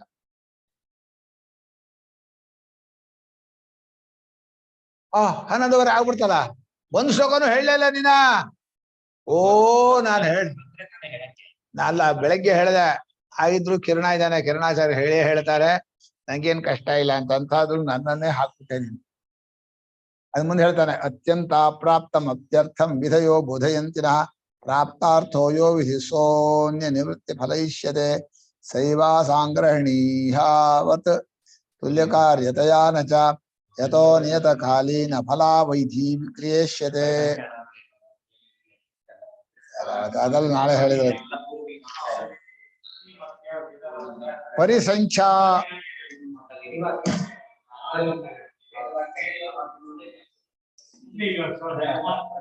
ಪರಿಸಂಖ್ಯಾ ಅಂದ್ರೆ ಏನು ಅಂತ ಹೇಳ್ಬಹುದು ನಿಮ್ಗೆ. ಈಗ ಒಂದು ಯಜ್ಞದಲ್ಲಿ ಮಣ್ಣು ತರಬೇಕು ಅಂತ ಹೇಳಿ ಕತ್ತೆ ಕುದುರೆ ಎರಡು ಹೊಡ್ಕೊಂಡು ಹೋಗ್ಬೇಕು. ಎರಡನ್ನು ಹಗ್ಗ ಹಾಕೊಂಡು ಹಿಡ್ಕೊಂಡು ಹೋಗ್ತಾ ಇದ್ದ ಅವನು. ಲೋಕದಲ್ಲಿ ಕತ್ತೆ ಎಲ್ಲಾರು ಓಡೋಗ್ಬಿಡತ್ತೆ ಅಂದ್ರೆ ಎರಡಕ್ಕೂ ಹಗ್ಗ ಹಾಕು, ಕುದುರೆಗೆ ಮಾತ್ರ ಹಾಕೋ ಅಂತ ಶ್ರುತಿ ಹೇಳ್ತು. ಅಂದ್ರೆ ಎರಡಕ್ಕೂ ಹಾಕ್ತಾ ಇದೆಯಲ್ಲ, ಕುದುರೆಗೆ ಒಂದಕ್ಕೆ ಸಾಕು, ಕತ್ತೆಗೆ ಬೇಡ. ಅಲ್ಲಿ ಪರಿಸಂಖ್ಯಾ ವಿಧಿ ಅಂತ ಹೆಸರು. ಇನ್ನೊಂದ್ ಕಡೆಯಲ್ಲಿ